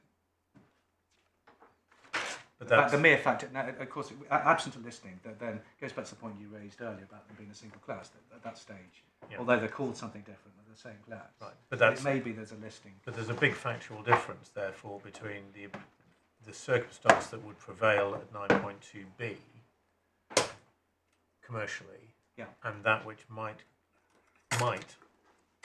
prevail under 9.2a, which could be at any earlier time when the company wasn't in fact worth 900 million. Yes. That's the big difference. Yeah. 9.2a Subject to, of course, it's 900 million, irrespective of what else. If the company had raised $1 billion of further funding that was set in preference to the A, then it might not be such a good deal for the current Asia. Okay, and so But it is different. It is different. and just to make sure I picked up anything you want to say on it, then there were two other just provisions of the articles. I just wanted to see whether you had anything to say about them. The first is 10.2, which we haven't looked at. Yep. 10.2 is a deeming, sort of a negative deeming provision, which is slightly unusual, perhaps. I mean, normally it works the other way round. In a lot of the cases, something which wouldn't ordinarily be said to be a variation of rights, namely the creation of a prior ranking class of preference shares, for example, ranking ahead of the preferences, are said nonetheless to be a variation of rights to give the press the opportunity to veto it. Yeah. This is 10.2, which presumably which says that the creation of a new class of shares with preferential rights to one or more existing classes of shares shall not constitute a variation of rights. I mean, that's just stating what would ordinarily be understood to be the law. Yeah, it's essentially for the avoidance of doubt. Right, so we don't get anything. I don't think, because you're absolutely right, and indeed, I think the company did subsequently raise further some B shares. But you're absolutely right. The starting point is, absent a provision to the contrary in the articles, issuing a class of shares with preferential rights isn't a variation of those rights. So this is, as you say, it just confirms what is already the position in no law. And then just for me, the final one, I promise, is in the distribution of priorities, Article 5.1, which we looked at. Yeah. Sorry, distribution priority section. On a distribution of assets, page 327. On a distribution of assets, on a liquidation or return of capital. And then it's the words in brackets I just want to pick up. Other than a conversion, redemption, or reduction of capital or purchase of shares. Can you just unpick that for me? Why is it talks about a return of capital other than a conversion, redemption, reduction of capital or purchase of own shares? I fully understand why a reduction, a reduction of capital or purchase of own shares is a return of capital. I'm struggling with the concept of a conversion being a return of capital. Well, it goes back to the point Lord Justice Arnold raised. It's not an accepted concept of company law. I suspect it's simply in there because there are conversion provisions within the Articles of Association. It simply makes clear that there is no. This is not triggered by the conversion. I suppose it might work on the basis that it might be said that the conversion amounts to return of capital in the sense that, it's my swap and exchange, they're giving up their A shares and getting ordinary shares. It might be argued. It's a difficult to see. It's a bit of a...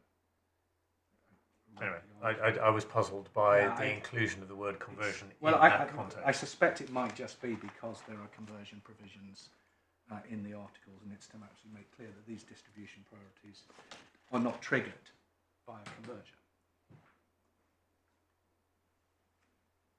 As you rightly say, the others are all concepts under the statute. Yeah. Anyway, we get it. Yeah, So I don't think we get anything from it one way or the other. No, okay, fine. All right. Well,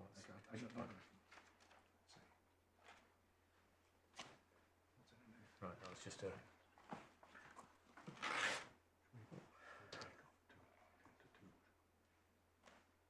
We'll thank you very much. We're very grateful to you, Mr. Thornton. We'll break off till 10 to 2. What do you want to do? Do you want to say the lines at 4? I hope my clerk notified you that we have to rise at 4 o'clock today.